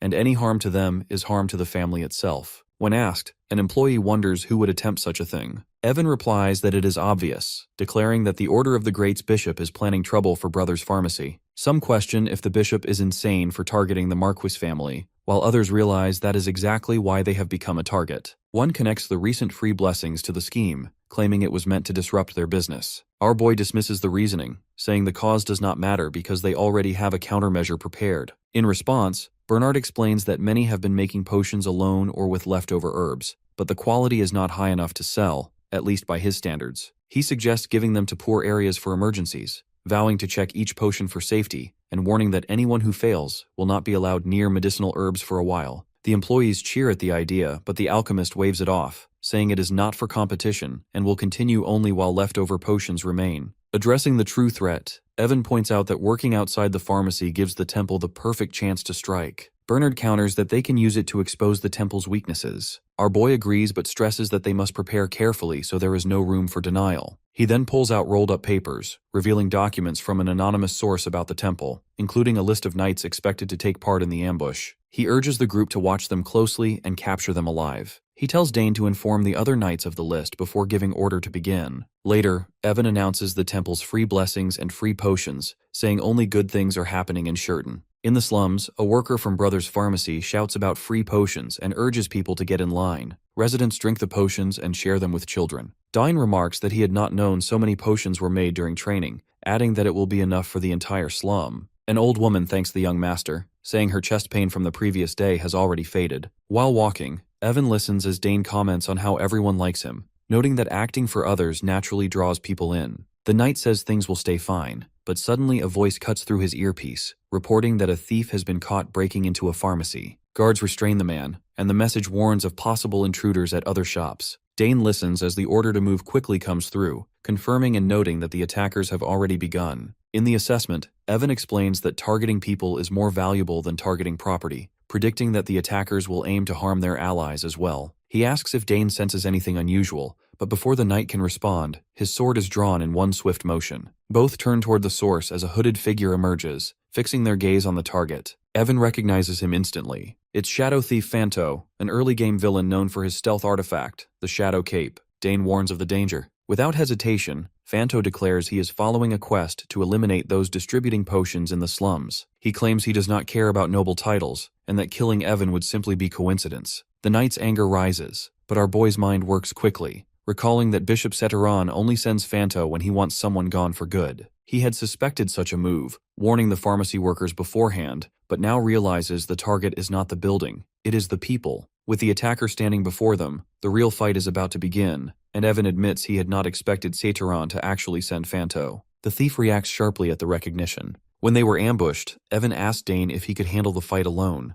With the enemy unseen, the knight admits it will be difficult, though he swears to protect Evan until reinforcements arrive. Our boy decides he cannot let a guard die here and instructs Dane to close his eyes. Lunging forward, he tosses something to the ground that bursts in a bright flash, then shouts for the knight to act. Dane charges, his sword cutting across the thief's chest, and Fanto collapses. The knight hesitates about questioning him, but Evan dismisses it, saying they would not have learned anything anyway. Without pause, a large bald attacker charges with a dagger. Dane yells a warning, but Evan dodges, grabs the man's arm, and drives a punch into his torso. The knight tries to object, but he brushes it off, deciding the ambush is handled. Evan turns his attention instead to how the Marquis family will deal with those who crossed them. At the mansion, the head butler reports that the captured attacker refuses to confess anything beyond claiming Evan was a rich target to rob. Bishop Seteran's involvement cannot be proven, since he has covered his tracks well. The Knight Order claims they acted on their own. Blaming resentment over reduced temple donations, they insisted they did not know the Shurton heir would be there that day. The Marquis remarks that everyone is underestimating his family. The butler notes that the bishop is out of his mind and suggests a formal complaint to the order would ensure such an incident never happens again. Evan's father rejects the idea, arguing that if the order truly respected them, they would never have dared to take such action. He decides it is time to display the full power of the Shurton family. The butler then informs him that his son claims to have acquired a weapon to strike at the order. With 4 days remaining, Evan speaks with his father, explaining that in just that time they will have the means to deal a decisive blow to the bishop. The Marquis questions if this ties to his contact within the order. The young strategist confirms it does. He explains that if they wait, she will bring undeniable evidence to destroy the bishop. He adds that the bishop has been stealing donation money for himself, funds meant for the main body of the order. Evan says that Seteran also ordered the knights to ambush Brothers Pharmacy. The plan is laid out. Approach the order with an offer, pin everything on the bishop, let the Marquis family deal with him. In return, they cover the scandal to protect the order's reputation. The Marquis recognizes the chance to restore relations and gain support, while Evan points out the order will have no choice but to accept. In consideration, the Marquis pauses and asks if there is any chance the informant is lying. Evan explains she is skilled, holds a low position, and is someone he has personally met and spoken with, so she is trustworthy. His father agrees and decides to wait for the report, then addresses Mabel and Belua, acknowledging their work for his son and entrusting his care to them. Our boy protests, calling for Shine to help him. He continues to struggle, shouting to be let go as his father leaves.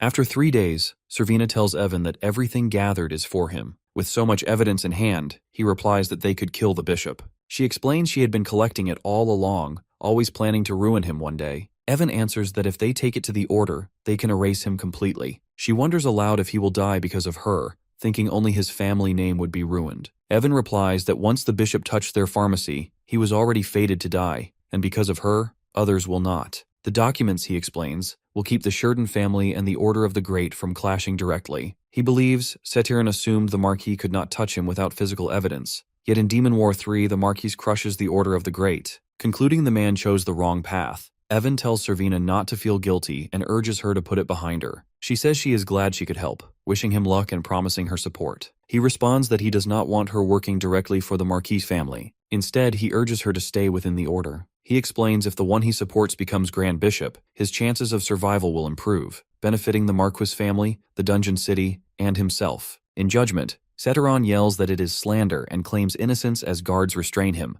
but the Marquis orders him to shut up, listing his crimes against Brothers Pharmacy, Evan, and the city. He announces the imprisonment of the Knight Order connected to the bishop and declares that Setiran will be excommunicated and hanged. At his command, the man is dragged away, shouting that neither the Marquis nor the Order can do this to him. The Lord declares firmly that this is how they deal with those who disrupt the city's order and threaten the Sheridan family. Outside, he addresses the gathered citizens, proclaiming that those with power must fulfill their duties and never harm innocent lives. In the garden, Evan remarks that this should be enough. Brothers Pharmacy will now be better established, with the new bishop already in talks with the Marquis about how he can help. He notes it is only right, then asks if there is anything else to address. Shine mentions an individual appointed due to good appraisal, despite having served as the ex-bishop's secretary. At the cathedral, Servina Belen stands before the bishop, introducing herself and expressing that she looks forward to working there. Elsewhere, someone praises Brothers Pharmacy as a huge success, a truth publicly acknowledged, though rumors circulate that Evan himself was the one who devised the idea. Evan mutters that this is not how things should be, knowing he can never replace his brother. He thinks that he never thought his desperate fight to survive as an extra would lead here. When called, Mabel tells him he is very special. She adds that if he does not want to be patriarch, then she will wish for the same, since he does not have to become a marquis just because he is special. Evan admits he had originally planned to announce it at 12 with his first inspection order, but he decides to say it now. He will not become a marquis. Instead, he declares he will walk the path of a knight captain.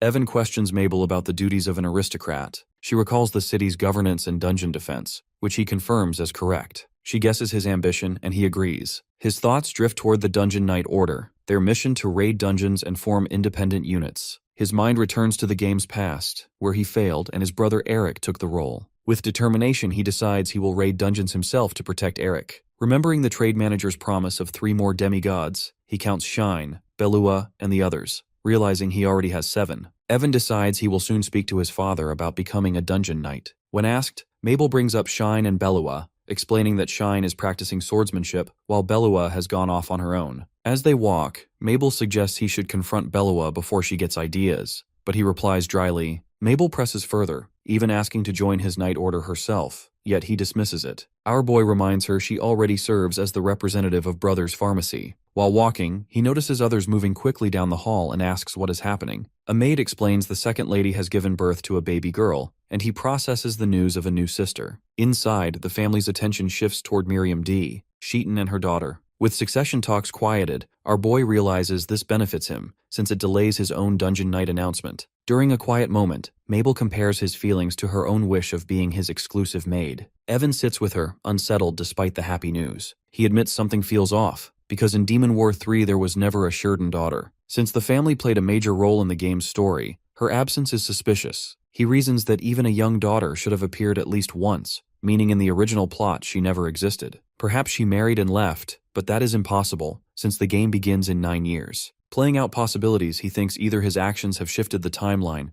or she was always meant to be born, but never survived. The darker thought strikes that in the original story, she must have died. Mabel tells him not to worry, insisting he is still her number one no matter how cute the new baby might be. Evan sighs, muttering that is not what troubles him. The baby girl smiles, and Evan insists she smiled at him, while Eric argues she admired his broad shoulders. Their mother holds her close, while Miriam thanks Redine for her help, though she humbly gives the credit back to her. Evan notes Miriam's position as the second wife, while the first wife already has sons and an heir. He remembers Miriam had never borne a child until now. In the game, she was a malicious figure who indirectly caused his death, yet at this moment there is no trace of hostility. The thought strikes him that her descent into villainy was tied to future events. Perhaps he could prevent it. If he changes the path, maybe he can alter the fate where she turns evil and he dies. The Marcus's second wife, Miriam D. Sheridan, comes to Evan's mind. He wonders if she had truly been a villain from the beginning, or if instead she had been pushed into darkness by some incident. He suspects he already knows what that incident might be. Sitting before him, Bernard explains a grim possibility. He says that even within a noble's mansion protected by knights and priests, an infant could still die. Bernard concludes such a tragedy would most likely come from either a curse or a disease. The protagonist repeats the words quietly to himself, then suddenly slams his hands on the table, insisting that something might happen to Elizabeth. The old man calmly replies that he knows. He suggests that the Marquise's household is heavily guarded. Rather than searching within, they should look outside. While speaking, Bernard hints at having an idea, explaining that if his thought proves correct, they may not only save Elizabeth, but also many others. He proposes their first step must be to search for traces of a monster in the city. Bernard recalls a recent large reverse flow in a dungeon, one they narrowly managed to prevent this year, which makes the situation even more suspicious. Soon after, our boy spots something unusual on the ground. He calls the others over as he points to a dark stain, identifying it as orc droppings. Bernard says he had expected to find such a clue here. Dane questions if it really is orc waste and wonders if it might have been mixed into the building materials during reconstruction. Bernard notes that the color matches and assumes it was overlooked because of the rush to finish on time. When pressed, the knight asks why it should matter. He points out that if dungeon materials were truly dangerous, then the city would have already fallen long ago since weapons and artifacts also come from monsters. Bernard disagrees firmly, explaining that such items are different. He adds that what proves dangerous are fluids like blood or waste from a monster's body, since these can spread disease easily. He then asks if they have heard of dungeon sickness, a condition that weakens the whole body due to prolonged exposure to a monster habitat's environment. People with low mana training or those venturing deep into dungeon levels often catch it. Bernard presses them further, asking if they would believe him if he said such a sickness could even break out outside of dungeons. He explains that if materials from a certain dungeon region are gathered in one place, they can create an environment similar to that of the dungeon, especially in a city that has suffered a reverse flow. The density may be lower, but the sickness outside still spreads, though it dies out faster. With caution, he explains that unless someone is a very weak child, dungeon sickness has little effect. Dane repeats in shock the words, "a little kid." Bernard clarifies that the sickness itself is not fatal and has no treatment. He adds the real danger comes when someone already infected contracts another illness, which can become deadly. He warns that since the reverse flow incident happened not long ago, the possibility of such an outbreak is high. What they must do now is track the disease before it spreads, relying only on faint clues. Our hero responds decisively, ordering them to report this to the Marquis immediately so newborns can be shielded from outside contact. As he rushes away, at that moment, Servina bursts in calling for Evan. When Bernard asks who she is, the protagonist explains she is a priestess from the Order of the Great whom he trusts. She gasps that there is a huge problem, as the number of people feeling ill has skyrocketed and the priests alone cannot handle the crisis. Dane mutters that if it proves infectious, the situation could be disastrous. Evan demands her to show him the sickness. She agrees, leading them quickly into a room where patients lie on beds. Bernard inspects them closely and announces that the disease has mutated slightly, but he will still be able to create medicine for it right away. He tells Evan to summon every pharmacist from Brothers Pharmacy. Our boy declares they must stop the illness in its early phase, telling the gathered workers that he needs their help. In unity, the pharmacists call it a disaster that even God's power cannot halt. Bernard calmly replies that he already knows a treatment. He admits its qualities have shifted somewhat, yet he has already analyzed that part. Evan rallies them, reminding them that, as Grandpa said,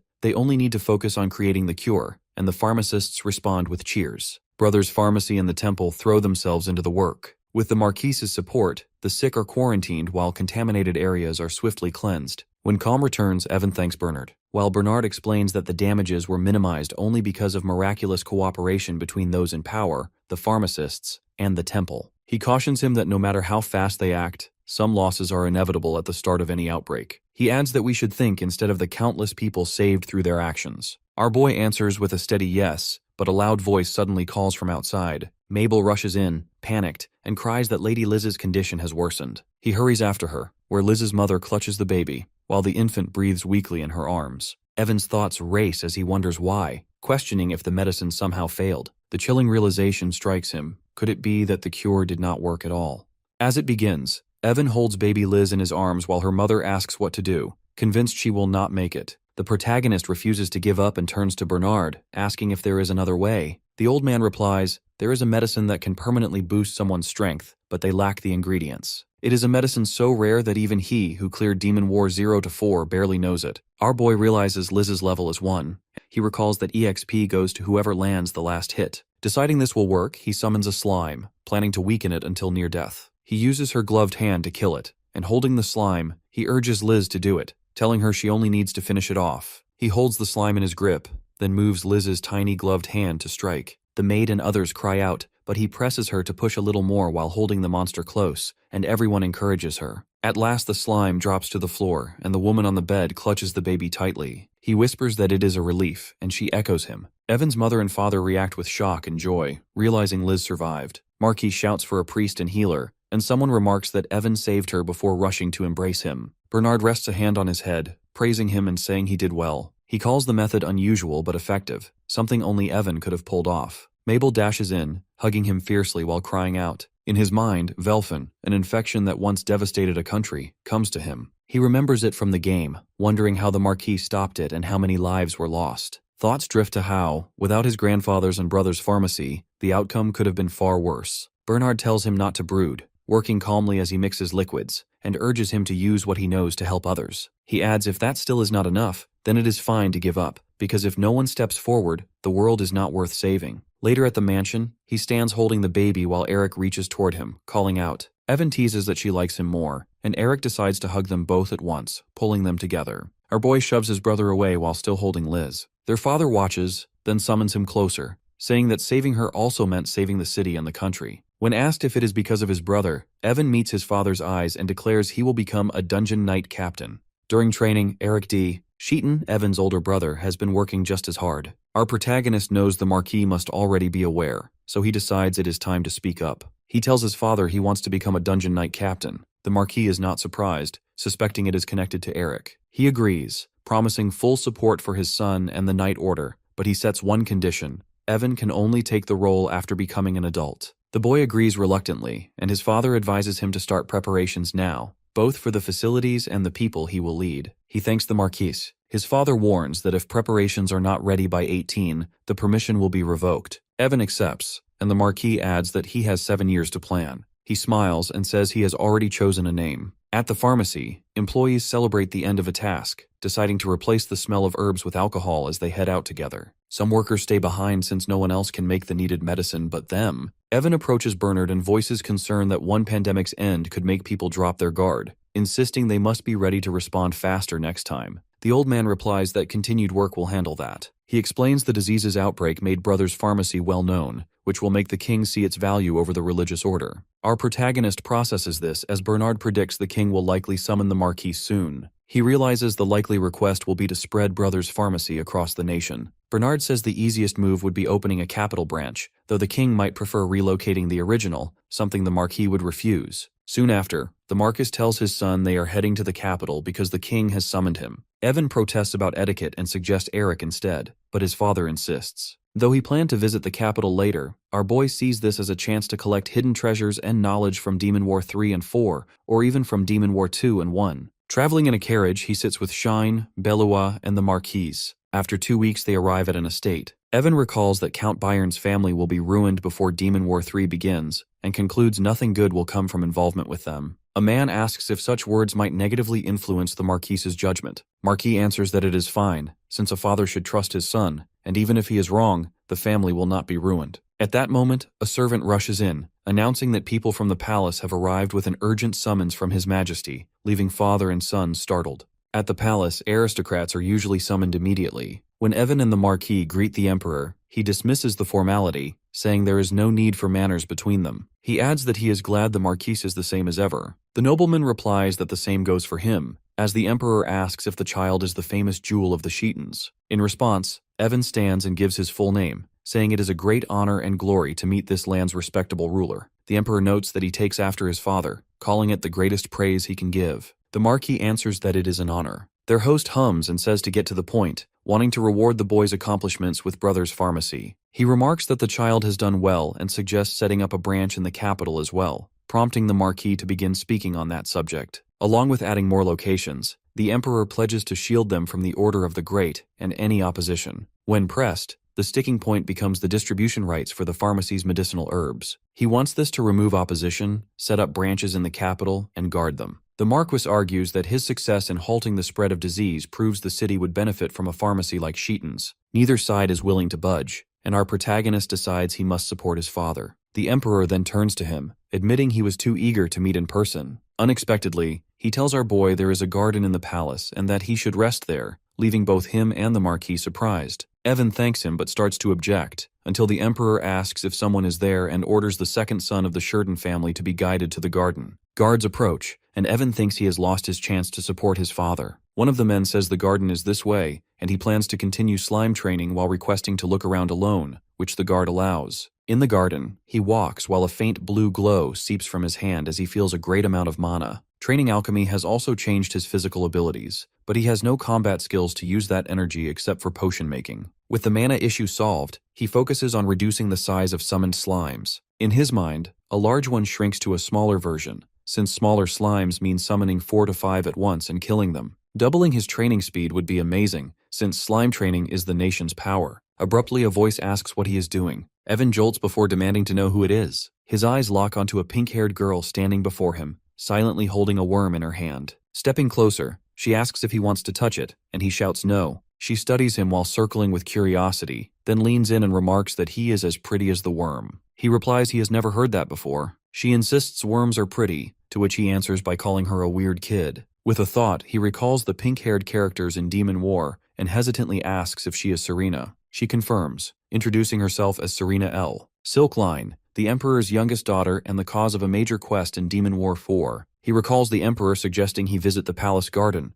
and Serena says she is 10 before asking his age. Our boy replies that he is Evan D. Sheaton, 11, and the youngest of his family. She notes he is older, then calls his name, staring at him with intense eyes. She asks about the little friends in his hand and why he is killing them. In the garden, Serena looks at Evan. She tells him the little friends in his hand are asking him to save them, then demands to know why he is harassing them. When our boy asks what she means by saving them, she replies that she cannot hear it anymore and guesses they are all dead. Our boy recalls that when the princess was kidnapped by demons in Demon War 4, she was brainwashed and ruled over by powerful monsters. He wonders if this is Serena's actual ability. Since she has lived her whole life in the safe palace, she would never have known she could tame monsters. Lying will not work, since she already saw him summon them. Evan tells her it is for his survival, that he gets stronger by killing, and if he is stronger, he can endure, before summoning a slime and killing it. Serena replies simply that he cannot die. When he asks, Serena requests that he spare one, and after confirming which one she means, he feels Mirasol's necklace glow in his hand. She explains it will not attack if released, and Evan quickly suggests they move to the fountain for safety. She agrees, and they leave the spot together. By the fountain, the protagonist channels mana into the necklace and summons a small, glowing fire slime. Serena marvels at the new type. He offers it to her, admitting he cannot control it. She eagerly accepts and calls it cute. He warns of danger, but she dismisses the concern and asks if it is truly harmless, while the slime stirs in her hand. As they speak, Evan mentions training would be difficult if all slimes behaved like this. Serena explains most cannot think, acting only on instinct to attack whatever they see, which makes them safe to kill. Surprised, he asks who told her, and she calmly replies it was Ruby, already naming the slime. She adds that she can read its thoughts, revealing their bond is a contract. Evan explains she can raise it by spending time with it, which will make it protect her. She wonders if the same can be done with a worm, but he answers it only works with monsters. Accepting this, she holds Ruby close, and back in the garden he offers to explain her ability, but she asks again if it could let her form a contract with a worm, leaving his uncertain answer hanging in the air. Later at the dining table, the Marquis relays the king's wish to arrange an engagement between Evan and the princess. He immediately refuses, while the others react at the sudden proposal. His father reassures him that he already turned down the offer, though warns the king will not give up. Evan finds it odd, questioning why the king insists when plenty of other noble families exist. The Marquis reveals it is not about titles or business, since the king personally wants the boy who founded Brothers Pharmacy and stopped the disease outbreak. That makes him all the more unwilling, worried it will expose him as just an unremarkable extra. He pleads for the king to be told he is unworthy of the princess. His father urges honesty about his feelings, and Evan hesitates, remembering Serena and Ruby. When pressed, she holds the slime and orders him to speak casually when alone, saying she likes him as much as worms. Evan tells her she is as pretty as they say, and will be beautiful when grown, though not as pretty as Belua.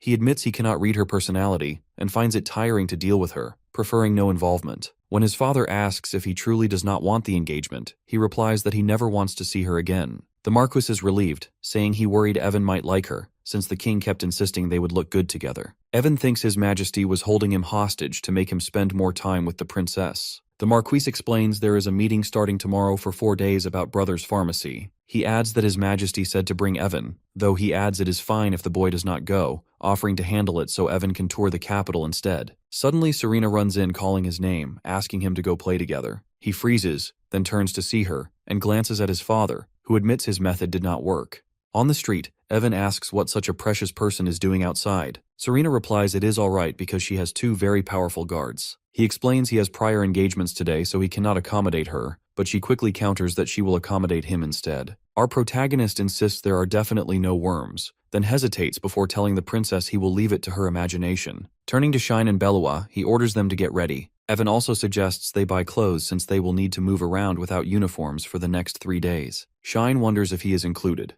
and Evan confirms, while Belua nods and promises they will prepare and return. He explains they are his treasured friends who became servants due to circumstances. He asks the princess to treat them well, and she agrees without hesitation. When pressed, Evan asks why she is here, and Serena answers that she told the king she wanted to play with brother Evan, and he allowed it. Our boy quickly asks if she mentioned yesterday's events, and she confirms, explaining she met him in the garden, and then Ruby. He panics when she casually adds that she told her father she likes him as much as worms, and that he understood. Evan immediately thinks this could lead to an engagement, and, frustrated, mutters that he wanted her to be more free, not leashed. She insists she only told her father she wanted to play with him. After a long sigh, the protagonist agrees to play together, but makes her promise to keep it a secret. Serena beams and happily agrees. Later, they arrive at King Island Sagargi, where the shopkeeper greets Princess Serena warmly before noticing Evan D. Sheridan and confirming his identity. He waves off the formality and requests the finest outfits for Shine and Belua, made from the best fabrics. After checking, he confirms the clothes expand, and the shopkeeper explains they use enchanted materials that adjust to body changes. Serena tilts her head and asks why not simply buy new clothes when growing. Our boy explains that this way he can keep outfits tied to memories. She asks if wearing them truly builds memories, and when he nods, she shyly suggests something. Curious, he raises a brow, and she explains she will buy him an outfit so he can buy one for her in return.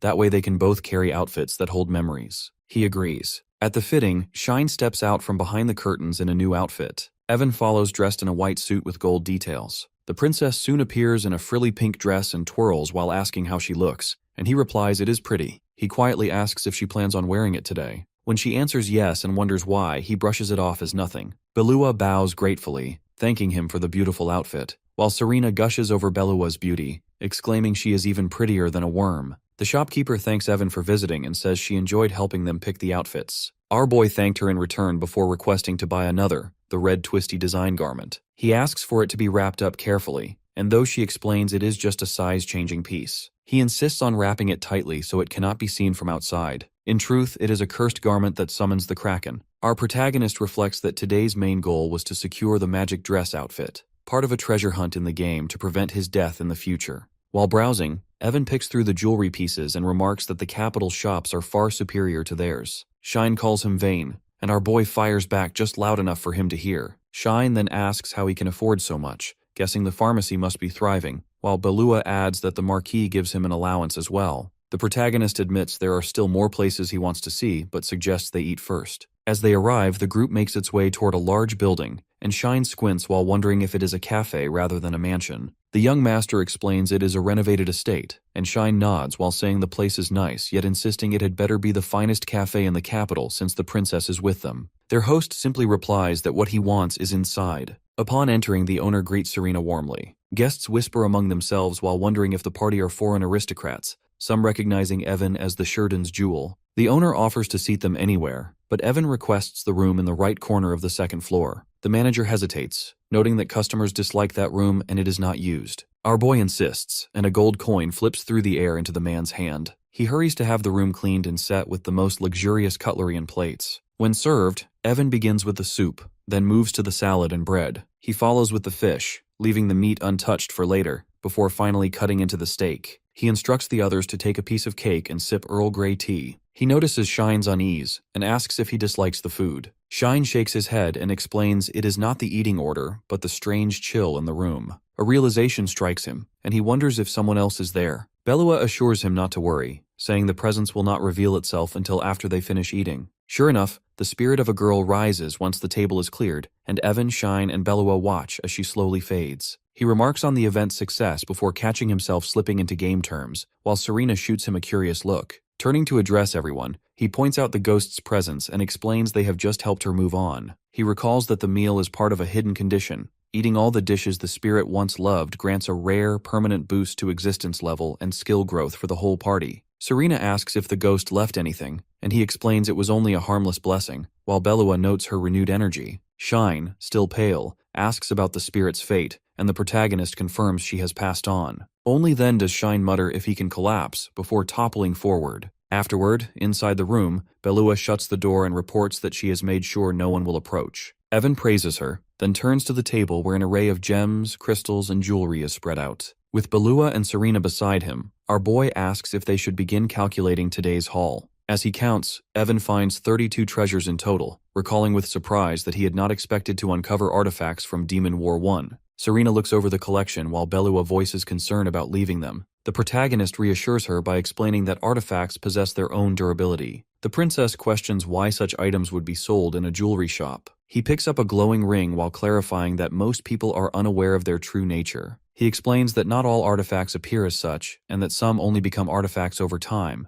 their magic awakening gradually, while others hold potential but remain unknown if not treated properly. He adds some reveal their power only after finding an owner or being filled with mana. Serena recalls that the palace has a mage responsible for managing artifacts. He remarks that ordinary people can stare at artifacts all day without recognizing them, while doing so in a jewelry shop would only get them kicked out. Belua realizes the jeweler must have suffered a huge loss, and he agrees, noting the loss happened because the man did not recognize their true value. When Serena tries to ask him something further, he dismisses it as a business secret. When she presses, Serena asks if she can have one. Evan tells her a person should not keep asking for things, but she offers to get him something from the royal palace in return. He agrees, recognizing the value of her offer, and he promises to follow through, calling it a deal. She insists it is not a deal but a gift exchange. When he tells her to pick an artifact, she asks him to choose for her, and he selects a necklace, introducing it as Tigress Glory. Evan explains it is ideal for tamers, boosting their success rate and allowing them to create a barrier by infusing it with mana. The princess calls it perfect for her, but as soon as she wears it, the necklace glows. Our boy notices this unusual response and wonders if its properties have shifted from what he knew. Serena announces that her knowledge as a monster tamer has increased and declares the necklace suits her perfectly. Evan agrees, and she accepts his request to listen to what he wants in return. He tells her to make sure that if the item he wants is in the palace's storage, she must bring it to him, and she agrees. With a smile, she promises to bring him the item. She even jokes about taking her father's ceremonial sword, which he immediately rejects. Later, as she prepares to leave, Serena confirms she only needs to bring the item he mentioned. Evan reflects that the artifact he wants is not valuable to most, so the king should easily hand it over if she asks. Turning to Belua, he suggests choosing something for her as well, but she denies expecting anything, and points out his earlier words about making a deal with the princess. He replies that this is not a deal but simply a present, a gift he is giving her. When she looks at him, he pulls out earrings. He tells her their name is Volcanic Spirit Earrings, explaining that they increase mana recovery and amplify all flame attribute magic. Belua asks if it really is what she thinks, and he confirms, adding that they are usually paired with the Snow Mountain Spirit Earrings. She says she cannot accept it, questioning how she could have the same treasure as her young master. When he asks if she is rejecting it, she replies she is not worthy of it. Our boy insists she cannot reject him. With insistence, he places the red earrings in her palm, urging her to whine sometimes instead of bottling things up. Belua warns that releasing all her emotions toward him might cause trouble. The protagonist tells her to speak up if something bothers her, claiming he can fix problems. She agrees and puts on the earrings, thanking him, then asks him to call her Lua from now on. On the second day, Evan declares his treasure hunt for items that will protect him,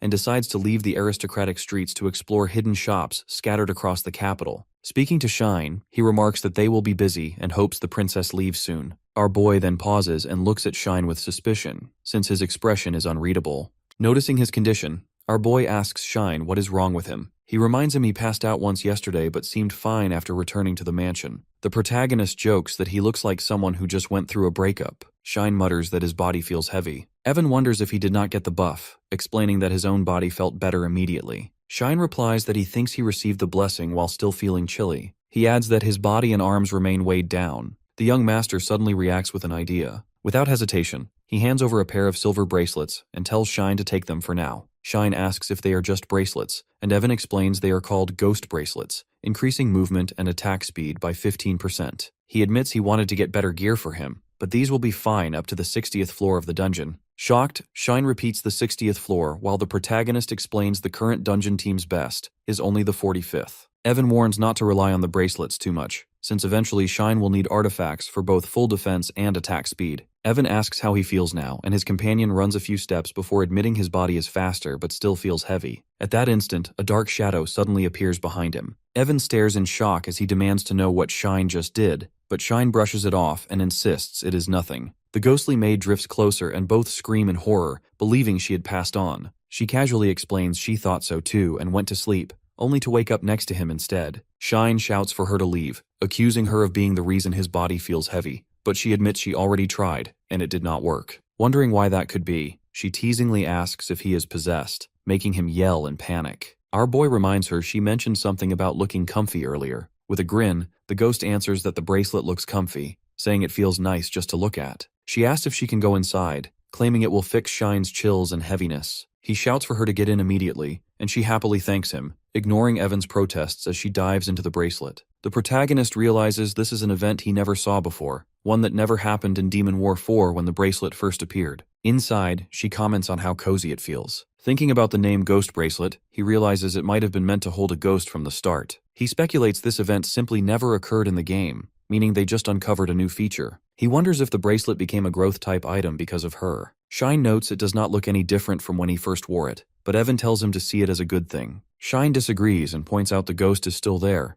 though she simply says she likes it inside. A knock at the door draws their attention, and Belua and Serena step in to tell the protagonist they are ready to head outside. He keeps the day's destination a secret, telling Shine to hold off for now. Serena steps forward and hands him a box, saying it is the gift she promised before they leave. Inside is a short sword, making his eyes widen as he realizes it is the Limit Breaker. He remembers it's an item from Demon War 3 that normally requires massive contributions to the royal family to obtain. Serena curiously asks what it is, and he explains it is an item that breaks limits, though he puts off explaining further. He thinks to himself that with this he can surpass the capacity limit of artifact equipment, since for someone like him, who can still die even with multiple defensive artifacts, having a 6th artifact is necessary. Lifting the dagger, he activates it with the word limitless. Energy surges as a golden lock appears over an empty artifact slot. Chains shatter and the slot unlocks, breaking fully apart. Shine asks what just happened, and Serena observes and wonders if that is how it is used. Evan replies that it is hard to explain but notes it increases his artifact capacity. She understands before guessing he will look for more artifacts, which he confirms.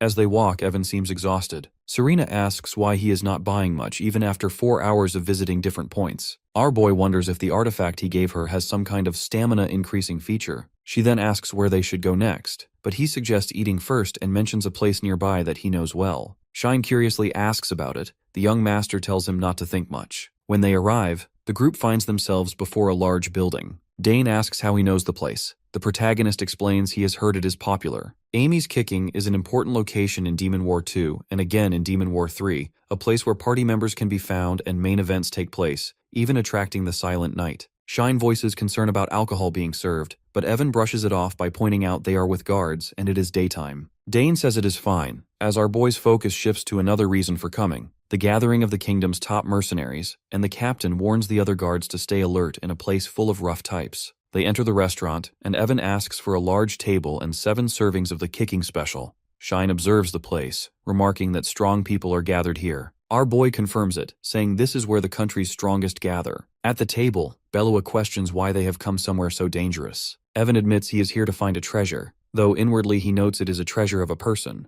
Reassuring her about the guards, he casually calls her by her nickname, which makes Shine jolt in surprise. Serena repeats the name and asks if she can use it too, but Lua politely refuses, which makes the princess sulk while Shine and the protagonist watch from the side. Their food arrives, plates of the kicking special, and he invites everyone, guards included, to start eating. The guards thank him, Shine digs in, and Lua takes a cautious bite. Our boy scans the room and searches for familiar faces from the Demon War series. Mid-meal, someone catches his attention, and his gaze locks on a figure at the bar whose blonde hair and robe-like mantle at first suggest a priest. A second look reveals the outline of steel armor beneath. Evan remembers this as Ryan Drukas, the Unbreakable Shield, notorious in Demon War 4 for his near-impenetrable defense and relentless healing. Across the room, Ryan sits at the bar, and Dane's attention drifts to the same man. He confirms recognition of someone whose name carries weight among mercenaries. The captain unfolds Ryan's past, explaining that once a child praised for divine power, he chose the path of a holy knight over that of a priest. He adds that lacking the build for combat he failed, leaving only two options: abandon the knight's path or spend a decade before testing again. After failing, he used alcohol as a crutch. Our boy files the information away. When Serena urges him forward, he walks to the bar, his steps drawing Ryan's attention. The knight turns and stares at him, and the protagonist greets Ryan while asking to join him. Evan takes the seat beside Ryan, whose eyes widen at the name. He stands and questions why someone of such status would sit with him. Our boy wonders why a man aiming for the title of Holy Knight Captain is drinking here. Ryan slams down his drink and recalls the vow made upon receiving his blessing: to become a holy knight, fight in war, and earn greater favor from God. In confession, Ryan explains he is a student of a fallen aristocrat from abroad. He informs that he was born with high mana but no aptitude for magic, urged instead toward priesthood. While trying to protect someone, he received a blessing and changed his goal to becoming a holy knight. Despite training, none of the countless weapons suited him. He admits he is not only bad with weapons but terrible at combat, earning disapproval from all his instructors. Everyone told him to give up, yet he refused, insisting that the power given by God was meant for protecting others, not for casting healing spells from the backlines. Curious, our protagonist suddenly asks what the power was called. Ryan replies it is the Guardian's Blessing, a gift only given to those willing to sacrifice themselves. He explains that his blessing forces enemies to attack him instead of his allies, and though it is always active, he says that it grows stronger when he uses the Holy Knight's divine shout. Evan acknowledges it as the perfect ability for someone meant to protect others. Ryan agrees, but then laments that he was never given the strength to fight, wondering how he became so pathetic. Our boy presses him on how he saved people when he received the blessing, reminding him it is for protection, not combat. Ryan admits he used his power to lure monsters after him, running until he was far enough away. He thinks it pitiful. Evan disagrees with him and says that it is awesome. He insists that while skilled fighters fighting is normal, it takes real courage for someone who cannot fight to step forward. Though doubtful, Ryan listens as our boy calls him a hero for protecting others, knowing his blessing was not for combat. Ryan admits no one has ever told him that before. Our protagonist hopes he will now declare he can become a great holy knight. When asked if he feels better, Ryan admits he does, at least somewhat. Evan tells him he can become a great holy knight, and says he believes it. In reply, Ryan shakes his head and explains it no longer matters to him, leaving Evan shocked. Ryan clarifies that he no longer cares about the opinions of others, since listening to Evan has helped him make up his mind. From now on, he will focus on what he truly wants to do,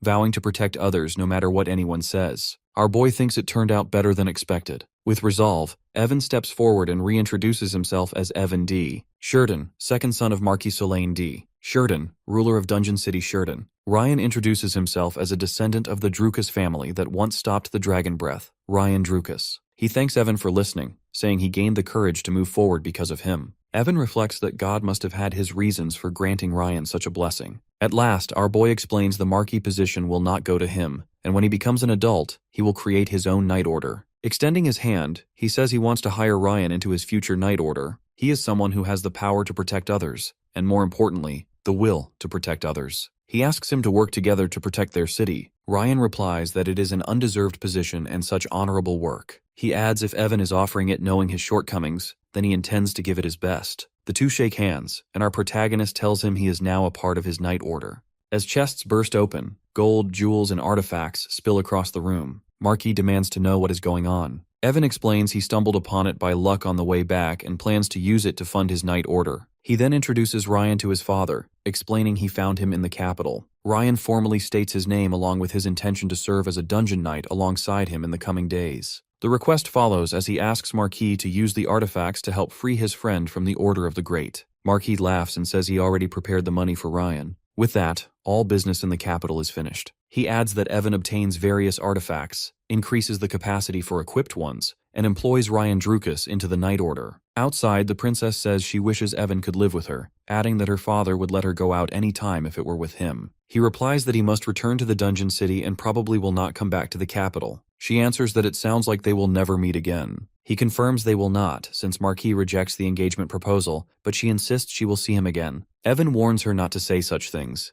reminding her that someone as precious as her should not be wandering around. He explains that the world is dangerous, so she must become strong to survive and protect herself. She takes his words as motivation and declares she will grow strong enough to visit him and even join his night order. Our protagonist sighs before telling her to do as she wishes if she can truly become strong enough. She responds that she will, and before parting she asks that the next time they meet he calls her by a pet name Ray. On the road, the carriages travel away from the capital. Ryan remarks that danger will come in their master's way. Shine agrees and clarifies that multiple dangers will be waiting. Ryan compares his ability to read the secrets of the world to a rare gift and reflects that such threats must be the cost of it. Shine only sighs and agrees, adding that protecting their master's life takes priority over the dungeon city, since there would be no night order without him. Ryan vows to raise his sword any time to protect him, but Evan points out he is bad with a sword. Ryan admits he forgot that lack of skill in his courage. Our boy clarifies that he only meant Ryan is bad at combat, not useless. With certainty, he reminds him that his true talent lies in protecting, and that God did not bless him for no reason. Ryan asks how he can protect someone when he cannot fight, and the answer comes simply, he does not need a sword to protect, only the weapon that fits his talent. Ryan realizes and asks if he means a shield. Evan confirms, explaining that the day Ryan went up against that monster, he had already found his combat method.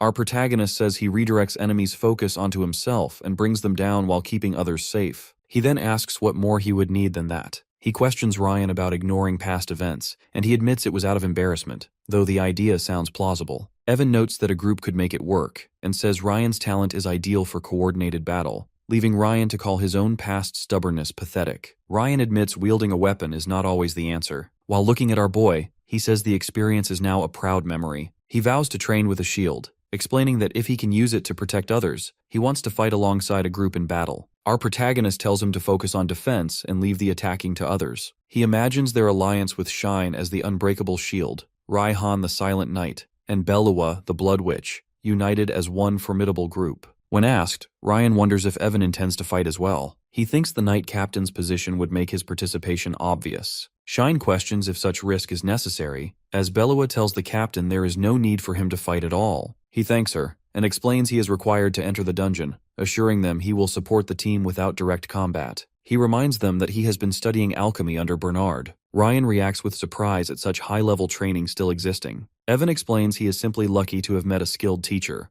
promising to support from the rear, while Shine and Belua vow to keep him safe. As they arrive, the carriages enter Stema, a hot springs town. Shine admits he has never been to a hot spring before, while Belua confesses the same. Ryan says he has never visited one either, and it is also Evan's first time in this life. Marquis wonders if our boy can handle the hot water, but he answers that the hotter it is, the better it is for the body. He refuses to miss the chance while returning from the capital. Marquis remarks that hot springs do not care about status, unlike humans, but adds they still care about gender. He tells Belua she will have to go to the women's side, which makes her react sharply as she tells Shine to be quiet. At the inn, the group arrives and our boy steps inside, finding Shine and Ryan unpacking in their room. He asks if they are finished. Shine wonders why he is there, recalling he was supposed to visit the hot spring with the Marquis, but Evan replies he chose to rest first. Shine then asks if they will visit a dungeon nearby, guessing that is why the captain stayed back. Evan denies it, reminding him he is not strong enough for that yet. Shine presses him on why he even mentioned it, and Evan says they will get to go eventually. Ryan explains there are only 3 dungeons in the world large enough to have a city built around them: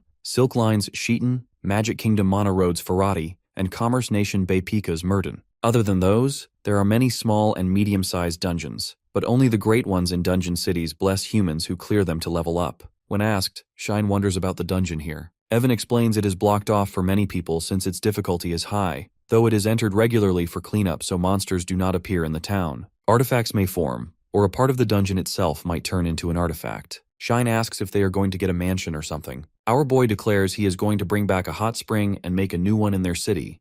Inside the hot spring, Shine stands at the edge with Evan while asking if the steaming water is really a hot spring and saying he will die if he goes in. Our boy tells him to look at the people already inside, even their father, but Shine protests that he is a demigod and weaker. Evan grabs his towel and tells him if he is going to die here, then just die, as he kicks him straight into the water. The demigod splashes in, yelling and thrashing. As he settles, he mutters about the heat until suddenly relaxing, then admits it feels great, and our protagonist agrees. As they soak, Shine asks if it is really healing. Evan explains it is far better than normal healing magic, which only removes muscle aches, since this hot spring heals injuries and strengthens muscles beyond their previous state. Ryan praises him for knowing this and remarks that it is why knights in the past trained long-term in stemma. Shine leans closer and quietly wonders if the spring's effects could boost skill proficiency after training. Evan smiles and turns back, asking his opinion on whether he wants a hot spring now, and Shine eagerly agrees. Later, the three step out in matching blue outfits. Evan notes the clothes are the same as in the game. People once complained they looked too Japanese, so they were changed to a general East Asian style. He muses that the culture is not based on Earth as he wonders about the outfit's origin. Ryan remarks that they look like his homeland's traditional clothing, and suggests the town's founders might be from the same origin. Evan is surprised knowing that someone actually knows where the clothing comes from. Soon after, Lua arrives and asks how he found the hot springs, and he answers. Belua walks in and moves toward him just as a white-haired boy bursts forward. He pushes closer and boasts about his worth, declaring himself Crow von Ferrati, son of the Grand Duke. Evan recalls him as the only NPC in the game to introduce himself without prompting, an important side character and the eldest of a famous royal family. When confronted, Crow angrily demands to know who said his full name, only to freeze when he sees Marquis Solane D. Sheridan. He quickly apologizes, insisting the girl did nothing wrong. He claims that he only asked questions because of her beauty. Our protagonist remembers that he later becomes a skilled mage swordsman and decides it is better to let his father handle things than risk embarrassing himself. At that moment, Marquis acknowledges Belua's beauty, but grips Crow's shoulder and demands to know if he touched her, which he denies. Belua apologizes for the mess. Evan reassures her with a soft word and calls her pretty, earning a thankful smile. Finally, Marquis introduces Evan as his second son, prompting Crow's surprise as our boy politely greets him by bowing and introducing himself as the second son of the Sheridan family. Crow then asks if Belua is someone he personally keeps. Evan confirms he hired her himself before asking if Crow still has business with her. The youth admits he does, calling her the prettiest girl he has ever seen. He turns to the Marquis to boldly ask permission to challenge Evan to a duel for Belua. When it begins, Crow von Ferrati points at Evan and challenges him to a duel for Belua. Our boy wonders if this man is stuck in the Middle Ages. Marquis Sheridan calls it amusing, saying Crow is a real man. As the challenger begins to speak, Marquis cuts him off before changing his mind, permitting it, and telling his son to do it. The protagonist shouts in disbelief and wonders why his father said that. He clears his throat and refuses, saying Belua is not something to be claimed and they cannot fight over her. At once, Crow changes his offer by suggesting she be freed if he wins. Then he will ask if she wants to work for him. Evan realizes he had not thought of that and agrees, deciding to respect her choice as well. Marquis steps in and bans weapons and mana, allowing only hand-to-hand combat, which Crow accepts confidently. Marquis signals for them to start immediately, then whispers for his son to go easy, reminding him Crow is not a knight captain. As the duel starts, Evan steps forward to face his challenger. He agrees on the condition that neither of them holds a grudge afterward, and Crow accepts without hesitation. Our protagonist slams his foot against the floor and settles into a stance while Ryan, Belua, and Shine watch intently. The challenger flares a blue aura as he pushes forward, accelerating and closing the gap in a burst of speed. Evan decides to dodge and test his reaction. When the strike misses, he slips aside, spots an opening, and lands a blow that sends Crow flying backward in a burst, leaving him unmoving on the floor. In disbelief, Evan comments on the outcome, and Shine explains it happened because he actually hit him. Still unconvinced, our boy presses for clarity until Shine provides an explanation, and Marquis declares him the winner. Afterward, the protagonist recalls Crow's background, remembering his training in both magic and swordsmanship from an early age, a combination that should have made him a stronger opponent. He reasons the weakness comes from focusing on magic over combat. He laughs as he remarks it was fortunate mana was not allowed. Marquis insists his win is simply due to being stronger, but Evan downplays it, claiming Crow is likely better at magic, and that is why the duel ended quickly. His humility draws praise from his father. Nearby, Ryan and Shine note his lack of self-awareness, while Belua steps forward to compliment his performance. She offers him a handkerchief and explains she brought it to wipe sweat, though the fight ended too quickly for that. Evan thanks her, and across the room Ryan's healing magic stirs Crow back to consciousness. It prompted him to spring up, which earns praise from the protagonist for Ryan's skill. After the duel, Crow admits defeat. Evan tells him it was an amazing move while explaining he only won because of the many restrictions and a stroke of luck. The boy agrees, yet insists he was not giving it his all, declaring he wants another duel someday without holding back. Our protagonist refuses and says he has no reason to fight him again. Still, Crow insists he does and vows to return once he has confidence in his strength. In reflection, Evan admits he risked his life by accepting the challenge and ended up tangled deeper than intended, since he never planned to get involved with the Ferrati family. Shine offers to handle Crow if he causes trouble again. He tells Evan not to waste his time, and our boy praises him for the thought. At that moment, Marcus notices Melthor's presence and decides it is proper to greet him. He tells the group to rest while asking his son to join. Evan complains, but his father insists and reminds him that as an aristocrat he must socialize and cooperate with others to protect the world. The kid understands but dreads dealing with the Ferratis. When they meet, Melthor greets Marquise warmly, and Marquise replies that he is in good health before complimenting Mrs. Ferrati on her beauty. She thanks him graciously, then shifts her gaze to our protagonist and remarks on how handsome he has become while asking if he remembers her. He answers politely that he faintly does. He begins to greet her properly, but she insists he call her Mrs. Ferrati. Marquis notes that Evan's eyes resemble his own, as Mrs. Ferrati recalls his age before realizing he is the same as their daughter Alicia, calling the girl forward. As Alicia approaches, she greets the Marquis politely, and our boy remembers she never directly killed him yet was always the root cause. Marquis compliments her looks, and she thanks him. Melthor turns to Marquis and asks if he recalls their promise. With a grin, he replies that the eldest must lead the family, so he is not bound to it. He adds that he remembers the plan was to unite their second or third children, and Melthor laughs while teasing the kid for acting shy. During introductions, Alicia formally presents herself, and Evan responds hesitantly with his full name, exchanging formal greetings. He recognizes her as Alicia von Ferrati, his betrothed. She resides in Sheridan because of the engagement, later meeting the Dungeon City's protagonist and betraying her fiancé by supporting him massively. All this eventually led to the fiancé's despair and suicide, making her the greatest cause of his deaths. He admits his own faults for mingling with other women despite being engaged, but if events follow the game, Alicia will become his death flag. The parents admire how good the two look together, calling it fate. Later that evening, Marquis asks how the hot springs were, and Evan admits he loved them. He adds that he finds the waters dangerously tempting as he remembers a route where he dies from staying in too long. When his father suggests another soak after dinner, he agrees, but adds that they should build one in their own city as well. When the idea is raised, Evan's father admits that having hot springs in their city would be great. He explains that creating one requires the right environment, which makes it nearly impossible. While hot water can be produced, a true hot spring with special benefits cannot be achieved with only that. Our boy admits his father is right and asks about how geography changes when dungeons form, pressing for the reason. Marquis recognizes his interest and explains that when objects powerful enough to influence the environment exist, or when a monster of immense strength is present, a dungeon naturally forms. A powerful mage who has fully mastered their abilities can also alter the environment to form a dungeon, though the exact workings remain difficult to understand. Evan asks if a hot spring could be created instead, using a powerful enough item. His father considers the possibility, noting it might work if the item shares properties with a hot spring,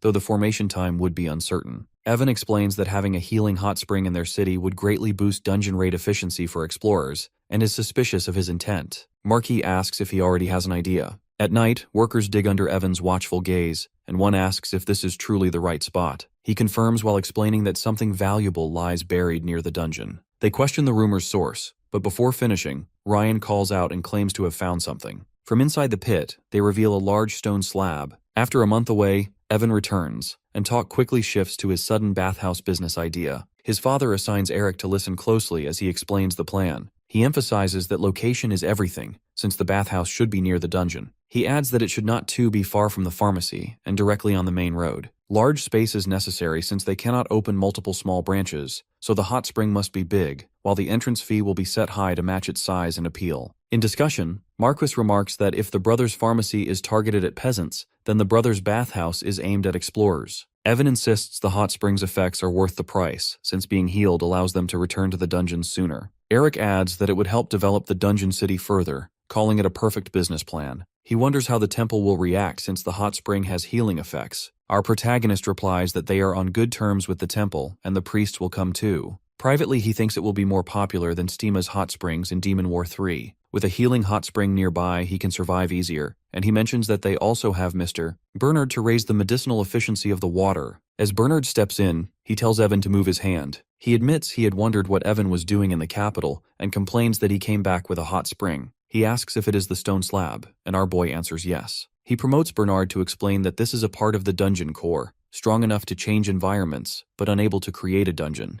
Evan agrees and says he cannot be the only one to use such good water, and asking Bernard if he likes hot springs. Eric remarks that it is expected since Bernard has created cures for diseases. The alchemist examines the slab and concludes it is impossible to change it. He adds that it will serve as the origin of the hot spring, boosting its effects. He tells Evan the rest can be handled through alchemy and medical botany. With conviction, Bernard declares they will make a better hot spring than Stima's. He asks to use it for free for himself and the brothers' pharmacy, and Evan agrees. He then turns to his father and asks for land near the bathhouse to establish a Dungeon Knights training facility. Marquis asks why, as Evan explains that the knights can train and then go straight to the bath. Marquis claims it is a great idea. Our boy thinks the hot spring will make the knights stronger and raise his survival chances. Bernard tells him they should get started right away and asks him to help too, and Evan responds eagerly. At the construction site, workers haul timber and hammer at the framework, while Evan guides positions and adjustments. Two men carry a beam past a marked column etched with a magic seal. Inside, Bernard examines the mana-powered machine and warns that the stone's output cannot sustain the entire setup. Our protagonist adds that the goal is a fully functional facility from the start. Bernard stresses the importance of a solid foundation,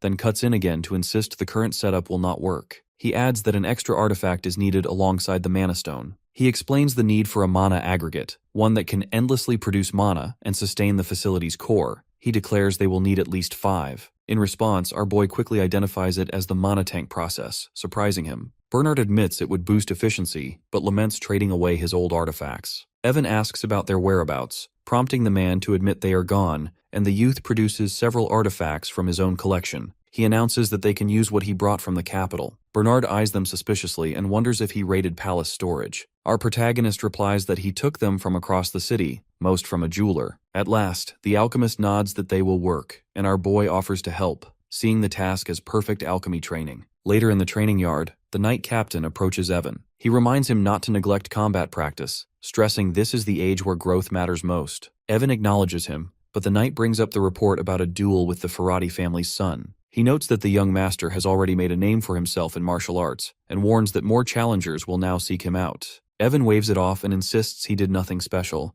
but the knight is certain otherwise and offers to teach a dungeon-learned skill to protect his reputation. Without delay, he reveals it is a martial arts move meant to dominate the battlefield, Heaven's Weight. Before his eyes, Evan watches energy gather in the captain's fist as his body becomes wrapped in a swirling, heavy aura. He explains the skill's purpose, to infuse each movement with immense weight. He says the young master can use it with greater efficiency. Our boy questions if the skill can even be taught, but the captain ignores him and charges forward, forcing him into a frantic defense. Afterward, our protagonist collapses on a desk until Mabel enters and announces it is time for etiquette lessons. He asks for a moment to recover, but she brings up that Shine got a bracelet and Belua got earrings while she got nothing. He insists he did not forget, only could not find the right time. Evan produces a necklace while telling her to always wear it as the mascot of Brothers Pharmacy and as proof she acts in his place. She smiles brightly and clutches it while vowing to treasure it forever, and though he downplays it, she only laughs. In the days that follow, etiquette lessons fill his mornings. Alchemy training at the brothers' bathhouse site takes his afternoons, and Heaven's Weight practice with the knight captain consumes his free time as he continues his slime training. The small creatures float in his hands, and Evan grins proudly to see 4 appear at once, though his mana drains quickly. He collapses onto the grass, then forces himself back up. He admits he must hurry, for the brothers' bathhouse is almost complete. During training, the knight captain orders Evan to strike harder and put more weight into his fist. He does as he is told, as the captain praises him. He explains that heaviness is the key to Heaven's Weight, since once he grows accustomed to it, he will be able to infuse mana into his punches for even greater force. Calling him a combat genius, the captain admits he was not even sure the skill could be taught. Our boy complains that uncertainty is no excuse, and Belua steps in with a towel, which he accepts with thanks. On this day, the brothers' bathhouse officially opens. While the Marquis points out the design,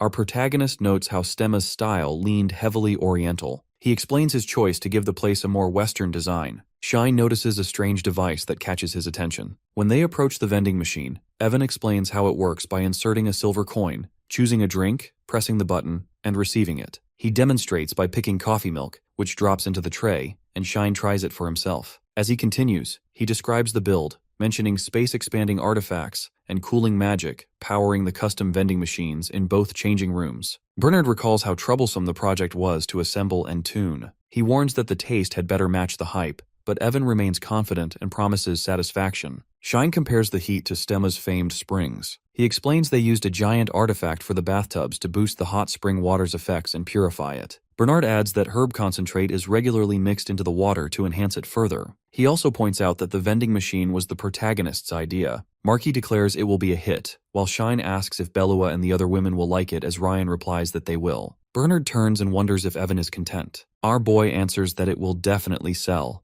though the old alchemist remarks that there is only one problem, which makes Evan ask what it is. At that moment, Mabel appears at the entrance. The crowd shouts that 1 silver coin is enough for a full meal. Some yell that no one will come if it is that expensive and call it nonsense. As protests rise, an explorer insists the entrance fees should be lowered. Another says they should just not go, and more agree while chanting they will not go. Seeing the people enrage, Mabel calls Evan, but he assures her it is fine. She greets a customer who drops a bag of coins on the counter, and Evan explains there are explorers in the city who spend a gold coin to travel between the 30th floor of the dungeon. He adds if they try the bathhouse and pay 20 silver coins, the results will speak for themselves. Inside the bath, an explorer mutters that it is insane, while one feels his energy recover quickly from the fresh herbs. Another man says it feels like his soul is being purified and declares it worth every coin. A big man stands in the steaming water. He orders others to inform the guild that anyone not bathing in the brothers' bathhouse before dungeon exploration will not be allowed to go. Evan thinks that efficiency is much higher this way.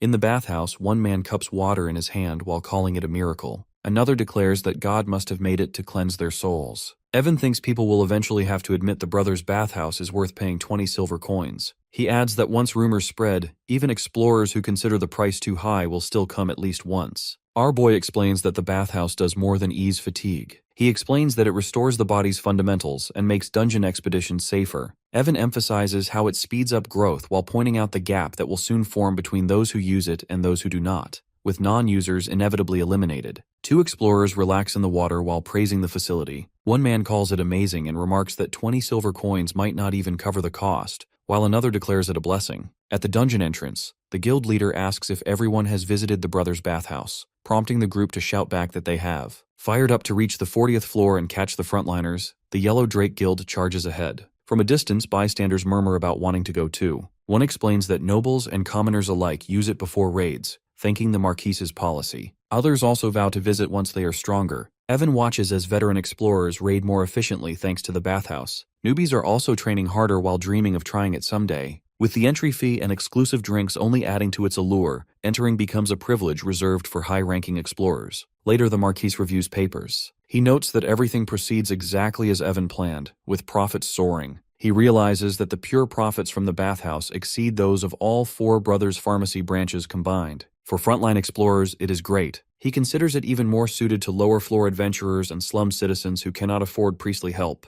Since the pharmacy caters to a different crowd, the difference in profits is natural. He also sees that the money poured into the bathhouse also far surpasses what was spent on the pharmacies. The Marquis explains that the cost must come from his own pocket, recalling the vassal's outrage. A heated meeting takes place in Marquis' office, where a guy slams the desk in fury. He says they were not allowed to invest, accusing bias since the project belonged to Evan. He insists on loyalty, but demands answers, only to be told to calm down. Marquis clarifies he never invested in the bathhouse and that it accepts funds only when short on resources. Mention of pharmacy profits follows, revealing Evan contributed both skill and personal funds. The man leans back stunned, admitting he never imagined it. Evan muses that some vassals are far too obsessed with money. At that moment, he gestures toward Randolph as an example of greed. Marquis declares the bathhouse Evan's alone, untouchable by others. He says greed always follows the scent of coins, yet he praises the boy's progress. Though with an apologetic sigh, he admits Evan may be carrying too much too soon. Our protagonist reassures him that it is fine,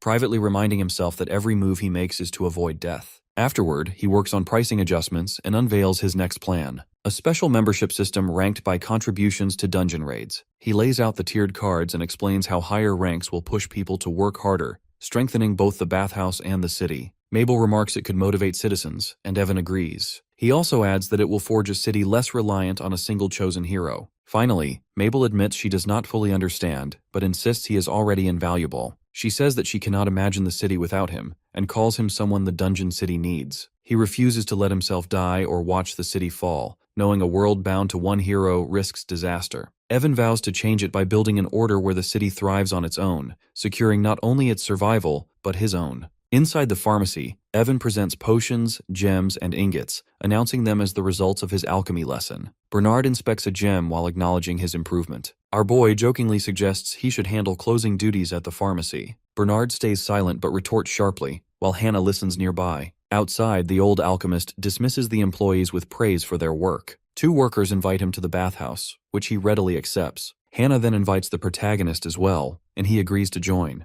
At the bathhouse, he is greeted by 2 men. They are already soaking, and confirm they have just finished training. Shine explains he is caught up on all the lessons missed during his time in the capital. Evan turns to Ryan, who admits he is still behind but learning much from Shine. The swordsman adds that he still has plenty to learn from the Holy Knight's training. Ryan explains he has built strength but lacks formal weapons training. In response, the young master tells him not to dwell on it, assuring him he is simply progressing differently. He adds that Ryan only needs to make up for what he lacks, pointing out the versatility of shield arts. The trainee realizes what he means. The alchemist confirms that he will begin shield training tomorrow, with everything already prepared. As he walks away, a familiar voice calls to him. He sees Servina and Hannah, both greeting him after a long time apart. He greets Servina and asks if she visits often, which she confirms. He acknowledges the hot springs benefits, but warns her that drinking beer will cancel them out. She then asks about his guard, and Ryan introduces himself formally. He explains that he is training to be worthy of standing beside his master. Hannah mentions she works at the pharmacy, while Servina shares that she is at the temple.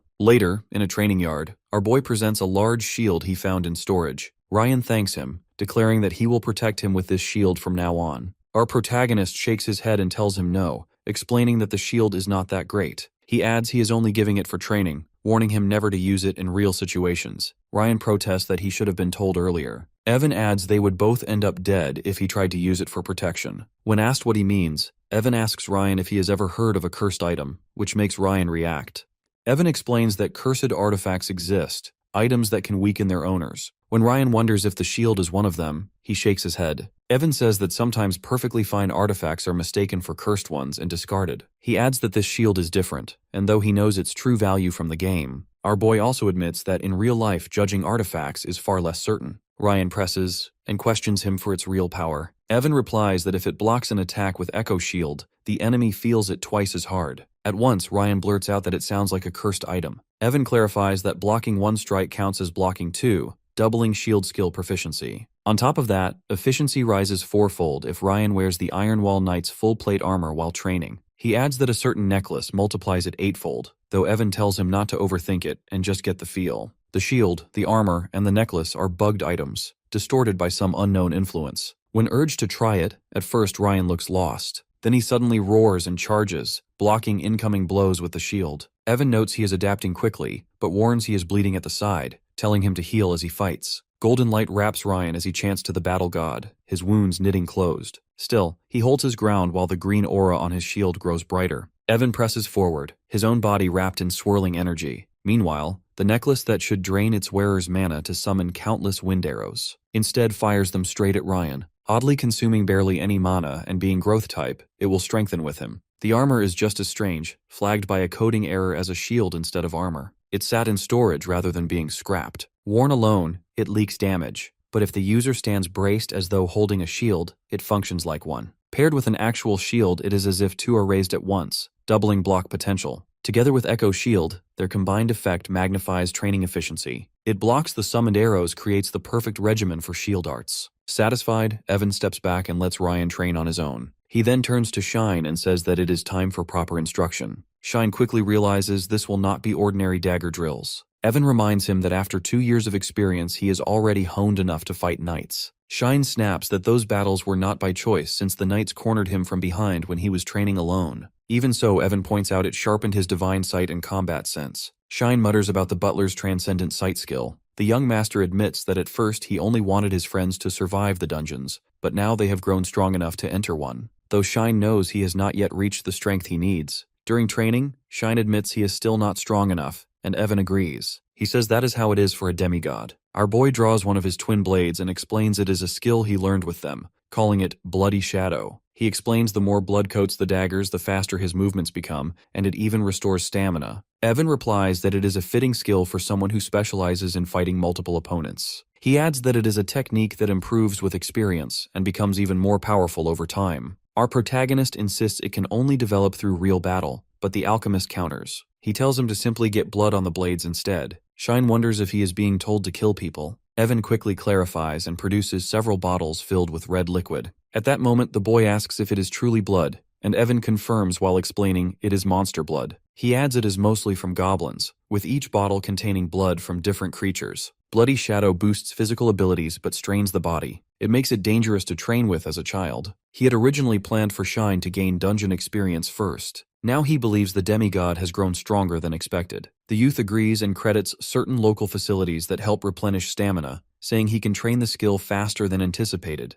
Evan explains further, saying that training is not about how much blood coats the blades. He adds that it is about how many different types are applied within a set time, alongside how much movement occurs in that span. It makes Shine realize why so many kinds were prepared. The young master instructs him to coat the daggers in a specific order. He explains that running 100 meters back and forth after each application is the most efficient training method. The Shine stands there shocked, admitting he is worried he will be mistaken for something dangerous. Evan asks if he would rather stick with his current training, and faced with the choice, Shine panics before quickly agreeing to follow the new method. Meanwhile, our boy begins to think of Belua, who always leaves after finishing her duties. She says that she is going to work on her lamp training, though he senses she definitely has a secret. Evan never asked before since he assumed it was nothing bad, but now that they must enter the dungeon together, he feels the need to confirm her progress, and resolves to uncover the truth. 2 hours later, he searches everywhere she might slip into alone yet finds nothing. He thinks that she would not hide somewhere easy if she truly had something to conceal. A voice calls out, and Madame Miriam stands nearby holding Liz and flanked by maids. She notices Evan rushing around and asks what he is looking for. He greets her politely until she waits for his reply. He apologizes for being busy and asks if she has seen Belua. He explains he has urgent business with the girl, but cannot find her anywhere. The lady seems surprised and asks if he still does not know that Redding has been teaching Belua tea ceremonies, flower arrangements, and manners.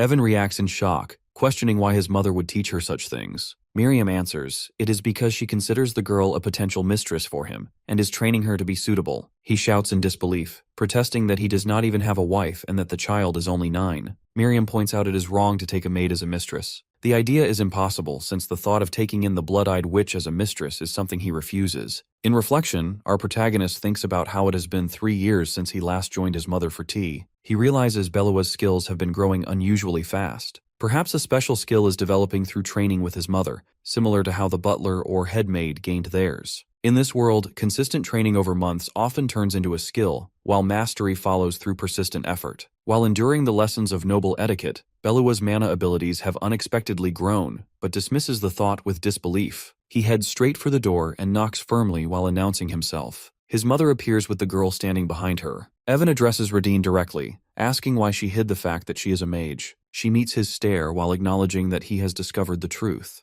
Across from his mother, Evan demands to know why she has hidden her identity, questioning if his father is aware. Redding admits he does not know for certain, but has likely guessed. She explains that the Sheridan family is infamous for lacking magical talent. He adds that, however, Eric turned out to be very good at it. In response, the protagonist agrees to answer and lists 4 reasons. First, the tea she and Belua were drinking was ephoronic. Second, the notebook by the teacups, an artifact designed to encrypt what is written inside. Third, an old lamp that still glows faintly after being turned off. It all proves that she had been using it right before he arrived. Fourth, Belua's rapid growth could not come from lamp training alone. He says that it means his mother had been personally teaching her. Redding remarks on his ability to gauge others' progress, and observes that he has secrets of his own. He adds one more point by saying that while his father has been aging, she has not. At that moment, she steps forward and tells him to listen closely. She insists that she only looks young, making sure he understands. When he replies in agreement, she asks if he knows about witches. He recalls that they are what people call women who are mages, and she says she is glad he does not know more. Our boy listens as Radine explains the nature of witches. He realizes she refers to a hidden species rather than a profession, describing them as female demi-humans whose abilities are inherited through bloodline, blessed with abundant mana and exceptional control. She mentions an ancient tale in which God created them and hid them among humans to protect the world, though she admits little knowledge beyond that, and he processes the comparison by likening them to demigods. Meanwhile, Redding says she traveled the world while hiding her identity until she fell in love with his father. After their marriage, she stopped involving herself in worldly affairs and chose to live as a normal human named Redding D. Sheeton. In his thoughts, Evan recalls playing every Demon War game and DLC in his past life. He knows almost everything but never the full picture since he was not a developer. He notes that never once did the games mention witches as demi-humans. He wonders how such critical information could be missing, then realizes one possible explanation: the sequel. That would explain everything, since unless Earth was destroyed, it was normal for a new game in the series to be released, though he never expected to find himself inside it.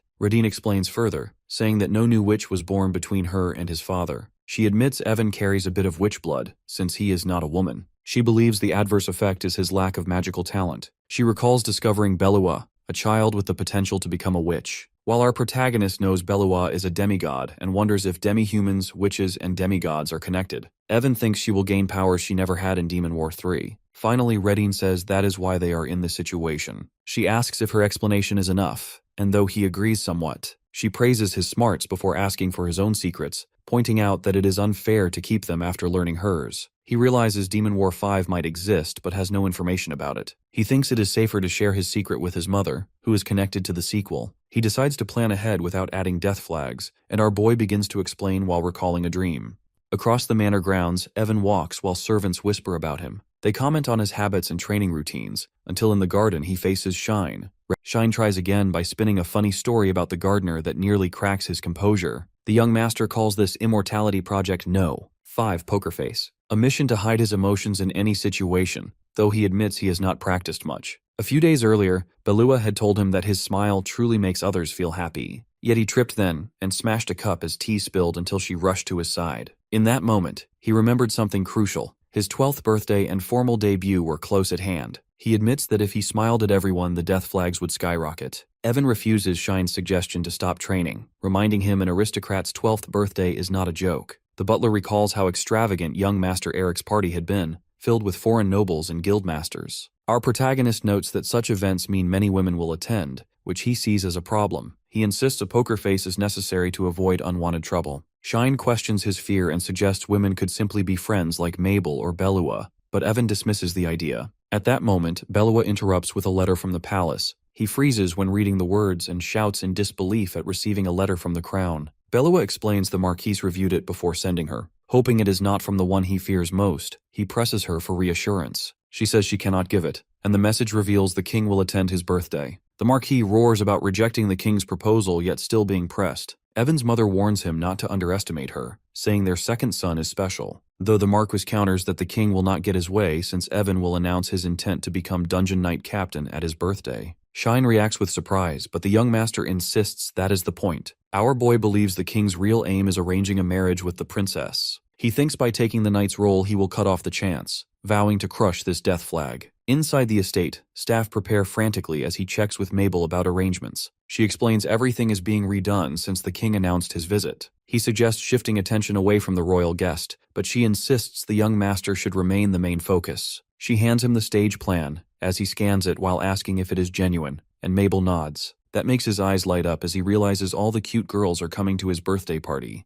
Earlier, Evan questions the popular female minstrels arranged to perform at his party. Mabel grins while explaining they are simply girls eager to meet aristocrats. She explains that she promised them a meeting and his autograph, which they accepted instantly. Our protagonist glares in frustration and accuses her of selling him out without consent. He adds to his death flags, and as he reviews the plans, he points out the many fixes still needed. Despite Mabel's protests about him involving himself in his own party, he instructs her to have the performers play a few quiet songs. Evan steps back once the king arrives, while also proposing to split the celebration into two parts, one for the king and the other for real fun, so the guests of honor may leave early. Later, the boy stands before his employees to invite everyone to his birthday party. He assures them that both the main and satellite locations will remain open. Some hesitate because they fear disrupting the prestige, but he insists otherwise. He adds that they must wear brothers' pharmacy uniforms so their status is made clear. Hannah hesitates at the uniform rule, yet he reminds her it is necessary with aristocrats present. Evan explains that even Servina must wear her priestess attire, though he offers to prepare her a dress for the second part when the important guests are gone. Turning to the older man, he offers a suit as well, but Grandpa refuses. He says he does not want attention while the king is there, but Evan tempts him by mentioning the cute girls.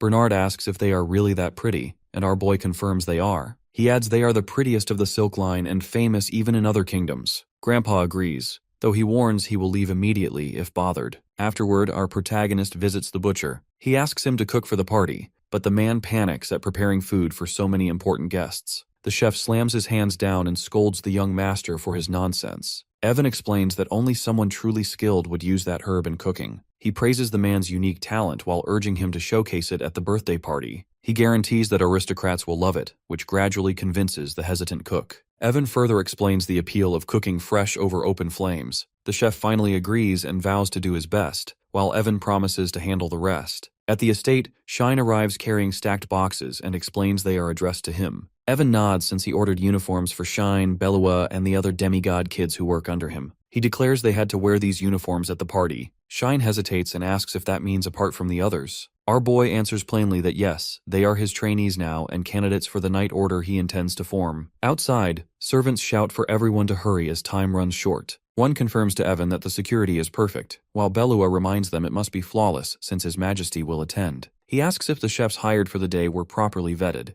Mabel calls out for him to leave it and get his makeup done, promising she will handle it. Someone points out the famous cute girls. Another wonders how they were invited. A voice comments that the young master must have skilled people around him. Hannah asks if it is truly okay for them to be present. Barnard replies that no one dares to touch the brothers' pharmacy at the party hosted by the Marquis. She asks if he was an aristocrat, and he warns that pretending to be one brings punishment worse than death. He tells her to watch her mouth before asking for a drink. Meanwhile, in the dressing room, Mabel says everyone in the hall is talking about him and praising him. Shine adds that many are also discussing the dungeon, making Evan ask what they are saying. The knight explains that no raid has gone past the 45th floor since the Great Change, though before explorers reached the 50th. Mabel hesitantly asks if he really plans to go after his birthday, and he confidently confirms. He admits that he will enter but only clear up to the 5th floor, leaving them both stunned. Shine warns that if the young master wants to fight the floor master, the Marquis will be terrified. Evan admits his original plan was to go to the 10th floor. Shine explains that the floor master guards every 5 levels. He adds that no 12-year-old has beaten the 5th floor's floor master. If the Marquis discovered the 10th floor plan, he might ground him. Evan says that is why he will stop at the 5th floor with the Night Order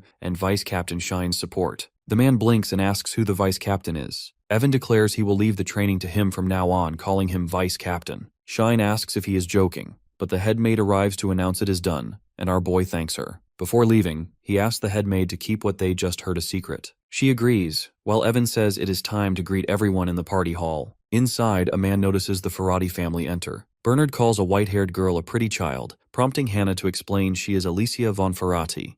Crow looks for Belua and wonders if Alicia will enter with Evan, while the girl grips her face in sickness. Her father says he will take her to Evan when he arrives and asks her to hold on longer. Crow wonders how much stronger Evan has become, smirking that Evan was strong enough to be considered his rival. Alicia mutters that he is lying, while he insists he is telling the truth. At that moment, Marquis Sheridan and his wife enter the hall. Someone wonders about the Marquis's second wife, while another replies she must be tending to the newborn. The Marquis steps forward and thanks everyone for coming. On stage, he addresses the guests, recalling when his first son turned 12. Marquis then announces they now celebrate his second son reaching the same age as he prepares to introduce Evan. Backstage, Belua rushes in with an urgent message from the main gate, leaving the young master puzzled. Across the hall, guests turn toward the opposite side of the stage as a golden staff strikes the floor with force. The Emperor enters with Princess Serena following close behind. He arrives earlier than expected, while Evan realizes the king has come. Inside the hall, the Emperor steps forward flanked by armored guards with Princess Serena walking just behind. The Marquis approaches to question the early arrival. He also reminds him the event has not yet started. The ruler responds and accepts the invitation to enter as the Marquis guides him further inside while walking beside him.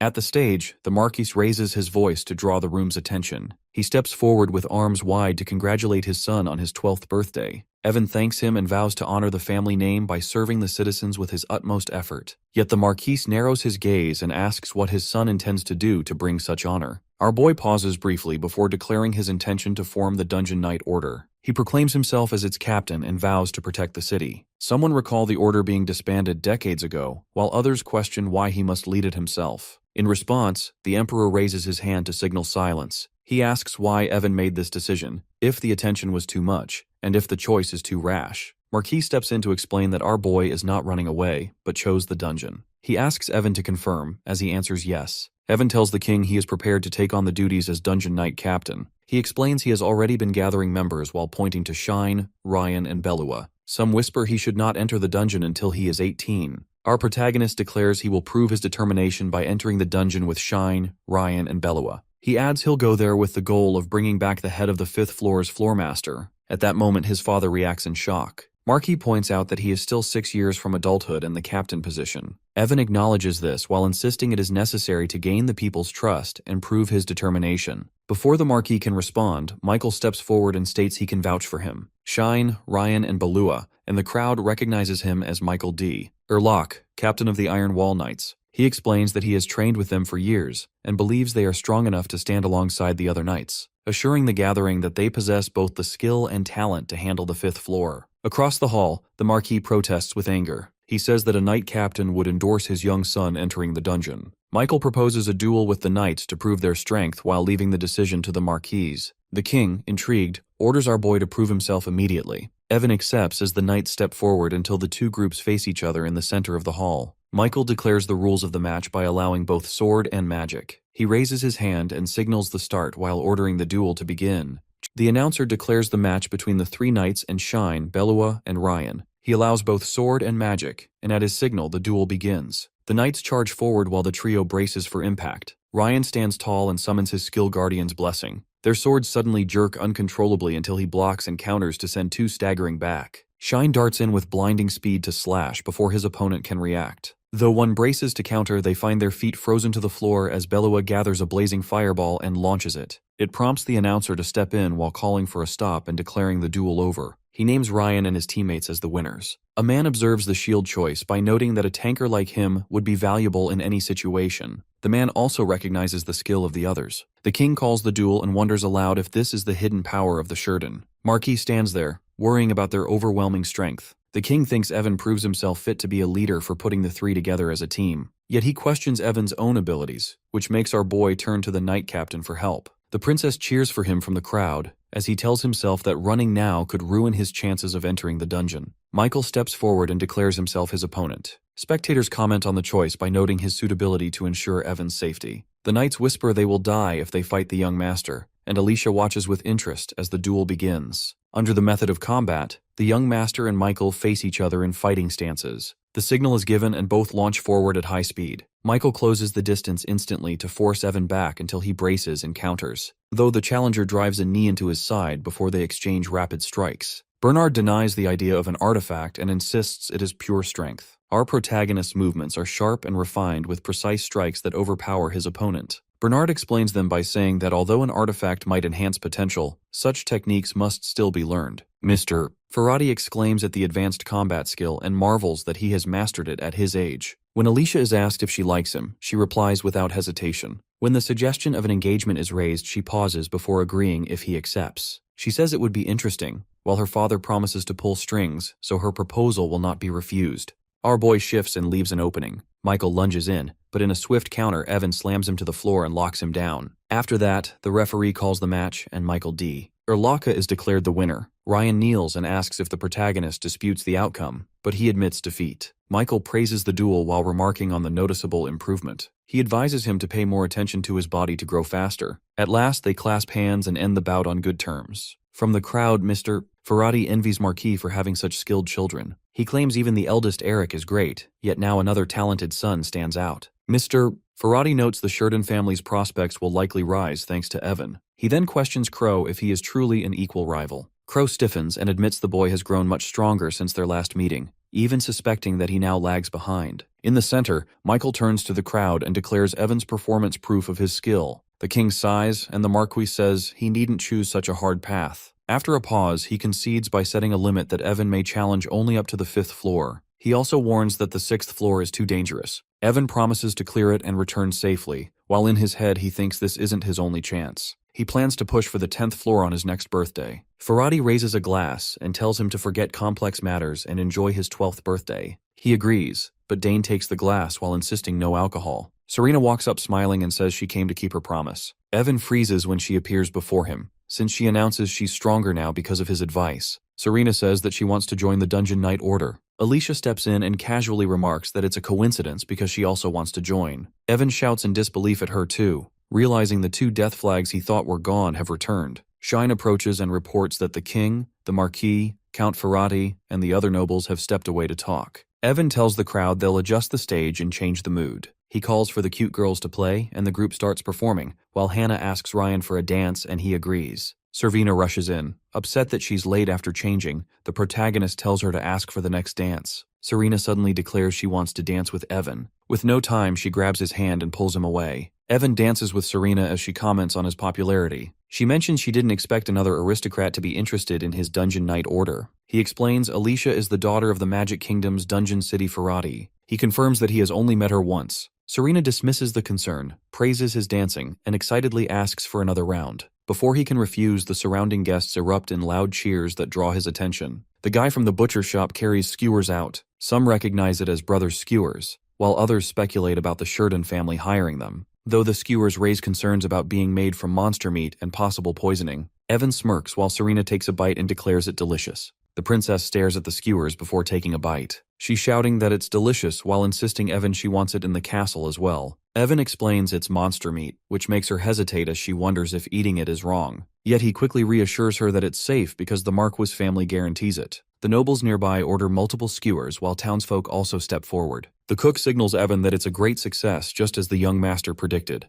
The protagonist smirks while noting that anything goes as long as it tastes good. A voice calls from behind, and when he turns, he instantly recognizes Genian of the Thunderbird Guild. He remarks on how rare it is for someone outside dungeon explorers to appreciate monster meat while calling him impressive. Evan recalls him as the leader of that small but elite guild. Genian insists they're simply short on members, which Evan waves aside. The man adds that their group is known only among insiders, while others remain unaware. The protagonist cuts him off by ordering 2 more skewers to show he isn't interested in recruitment. Genian presses again by vowing he won't hand Ryan over, although Evan takes a bite without concern. Genian warns that he can't handle so many talented allies alone before leaving mid-conversation. Ruby steps up and quietly points out how curtly he dismissed the guildmaster. Soon a red-haired girl approaches with a man who introduces himself as Alan, guildmaster of Wandering Paradise. She says she would have greeted him earlier if she had known he'd entered their sphere. The protagonist recalls the guild's reputation for fierce loyalty and protecting the dungeon city no matter the foe. Aloha Von Serve of the Phoenix Guild appears with Mira, vice of Heartshield. She explains their master stayed behind unwell. He remembers Aloha as the Ice Witch who once fought with Heartshield's tanks. Then Vlad von Salta of Evergreen and Selene Annis of Megamine step forward in turn. Daisy tilts her head curiously and asks about his combat technique. Evan replies that Knight Captain Michael once received a dungeon blessing, learned it, and passed it to him. She presses further, asking if he really fights monsters only with techniques and warning it's reckless. He admits combat skills aren't effective inside the dungeon. He claims that he uses them only for self-defense while researching new methods to support the Knight Order, which he intends to test in the field. Alan notes the depth of his study. Aloha meets his gaze and asks if he seeks the dungeon's end. He replies firmly that the Dungeon Knight Order was created to shield the city. Its purpose is already clear with no need for another. He adds that clearing sections to grow stronger and protect the people is enough. Daisy blinks with surprise at his lack of ambition, and he dismisses the idea of reaching the dungeon's end. He says that there's no point if it costs one's life, after which a man nearby chuckles that at least the protagonist values survival. A cloaked figure steps out from the crowd. The hood falls back to reveal Prince Damien. Evan blurts out the name in shock. Evan says it's a relief as a young man steps forward. He notes that at the very least, Evan knows how to value his life. People recognize him as Prince Damien L. Silk Line. Evan greets him formally, calling it an honor to meet him. Damien remarks it doesn't seem like he feels honored and explains he came to give an order. He tells Evan to protect his younger sister as he values his own life from now on. Evan lifts his hand and refuses. The prince questions how he can reject so easily and asks if he dislikes Serena. Evan replies that this isn't the place to discuss personal preferences. He adds that he will become captain of the Dungeon Knight Order. He explains a wife of the captain must remain confined to the dungeon city, and without that resolve, she cannot be his spouse. He claims that because of this, taking the princess as a bride would be difficult. Immediately, Serena declares her intent to join the Dungeon Knight Order with him.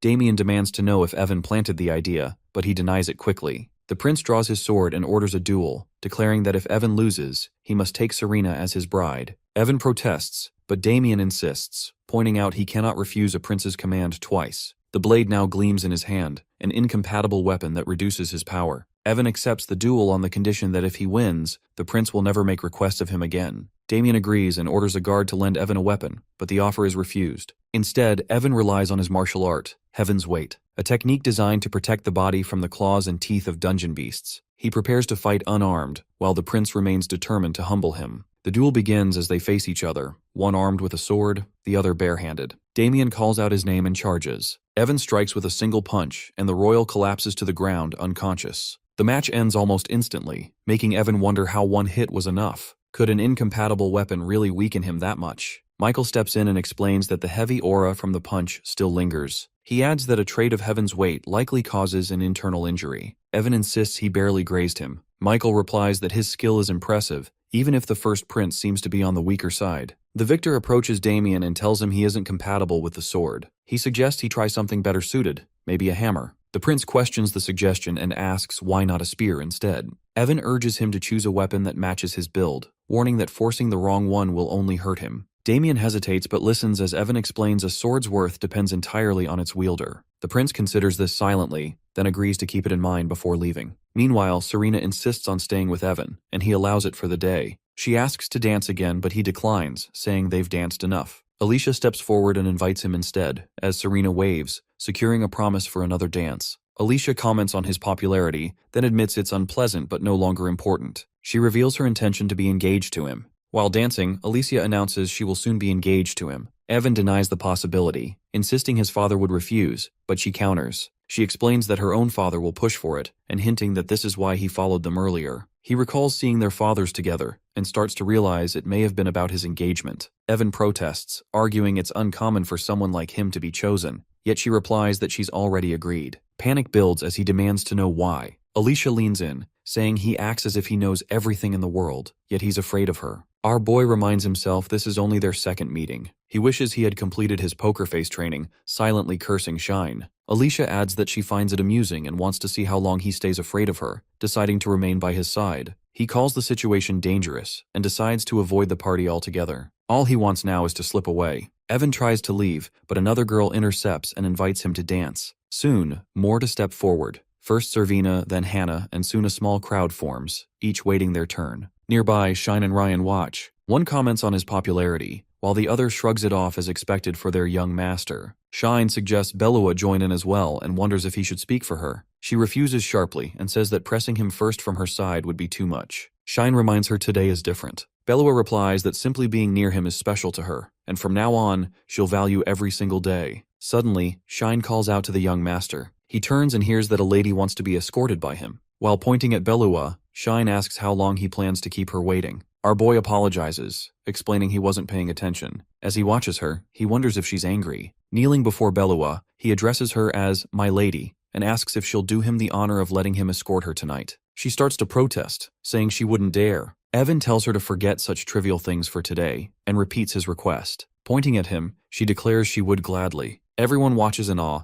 Crow mutters about wanting to become Evan and win Belua's heart, but Alicia tells him to stop dreaming. Belua turns to the boy, calling him a noble figure at the center of the world, though he insists he's just an aristocrat from the outskirts. Later, the Marquis meets his son and informs him that all engagements have been blocked for now. The young master praises his father's decision. They both share a laugh until His father remarks that the king would never hand the princess over to a dungeon knight. His father clarifies it's not just any knight, but a dungeon knight captain. He explains they were able to decline and maintain their stance. Our boy concludes that the issue with Princess Serena is resolved. Marquis adds that even if the king runs out of cards, he won't stop and warns him to be careful. Evan quietly hopes someone better appears for the princess soon. His father shifts the subject. He says that while things lean toward the better, Count Ferrati's daughter has made a decision. Evan listens as the Marquis explains that the Count wants her placed in the Dungeon Knight squad as a reserve member. Hearing this makes the boy scream in frustration. The Marquis continues, saying that if she suffers there for a while, she might eventually become a real member. He doesn't need to explain what that means, and there's no escaping now. He points out the growing military strength of the dungeon city, something that can't be ignored. Marquis also mentions the fancy clothes given to children under the guise of reserve roles. He challenges his son, after coming this far, will he abandon them? Then, he changes tone and says it's time to know the real reason, asking why his son is so afraid of women. After a pause, our boy admits he fears keeping someone close who can't be controlled. He claims that he's worried he'll be hurt by hidden intentions and asks if that makes him foolish. The Marquis denies it, saying he isn't stupid but just unusually mature for his age. He warns that avoiding people entirely isn't the solution. Adding even failed efforts will help him grow, though he understands and respects his son's intentions. Marquis explains that true learning only comes from direct experience, and even failure is part of that. He urges him to reflect on both himself and others, using each outcome to improve. Evan agrees. He admits his real motive is to avoid girls in order to prevent the deadly scenarios he remembers. Finally, the Marquis congratulates him on turning 12.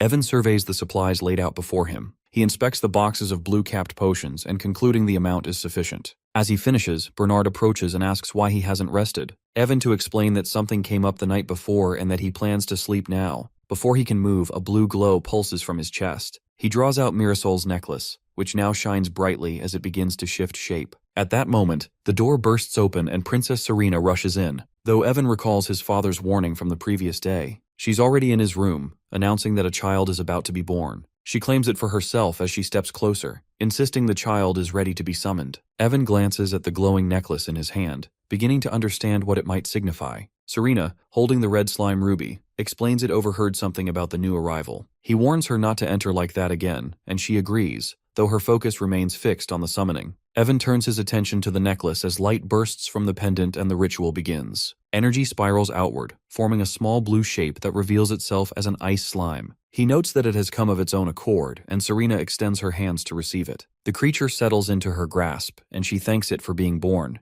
naming it Lucy and placing it beside Ruby. The following morning, Evan meets Bernard, presents a tray of bright red orbs, introducing them as battle beads. Bernard reacts with surprise. Evan explains that since his gloves nullify weapon abilities, he claims that crafting a standard weapon would be pointless. Instead, the orbs hit hard, enhanced by the gloves' reinforcement effect. It provides both range and safety, while alchemical reinforcement will continue to strengthen them over time, making them ideal for his use. Bernard urges him to rely on them if things turn dangerous. Outside, the others wait as the group gathers to depart. Evan spots his father among them and greets him. The man expresses surprise that Evan is heading into the dungeon so soon, and asks if he's certain. Evan assures him he's prepared. Though his father hesitates, his mother voices her support. After a pause, the man relents and tells Evan to be careful. He nods in agreement. Turning to face the others, Evan sees Ryan, Belua, and Shine already in position.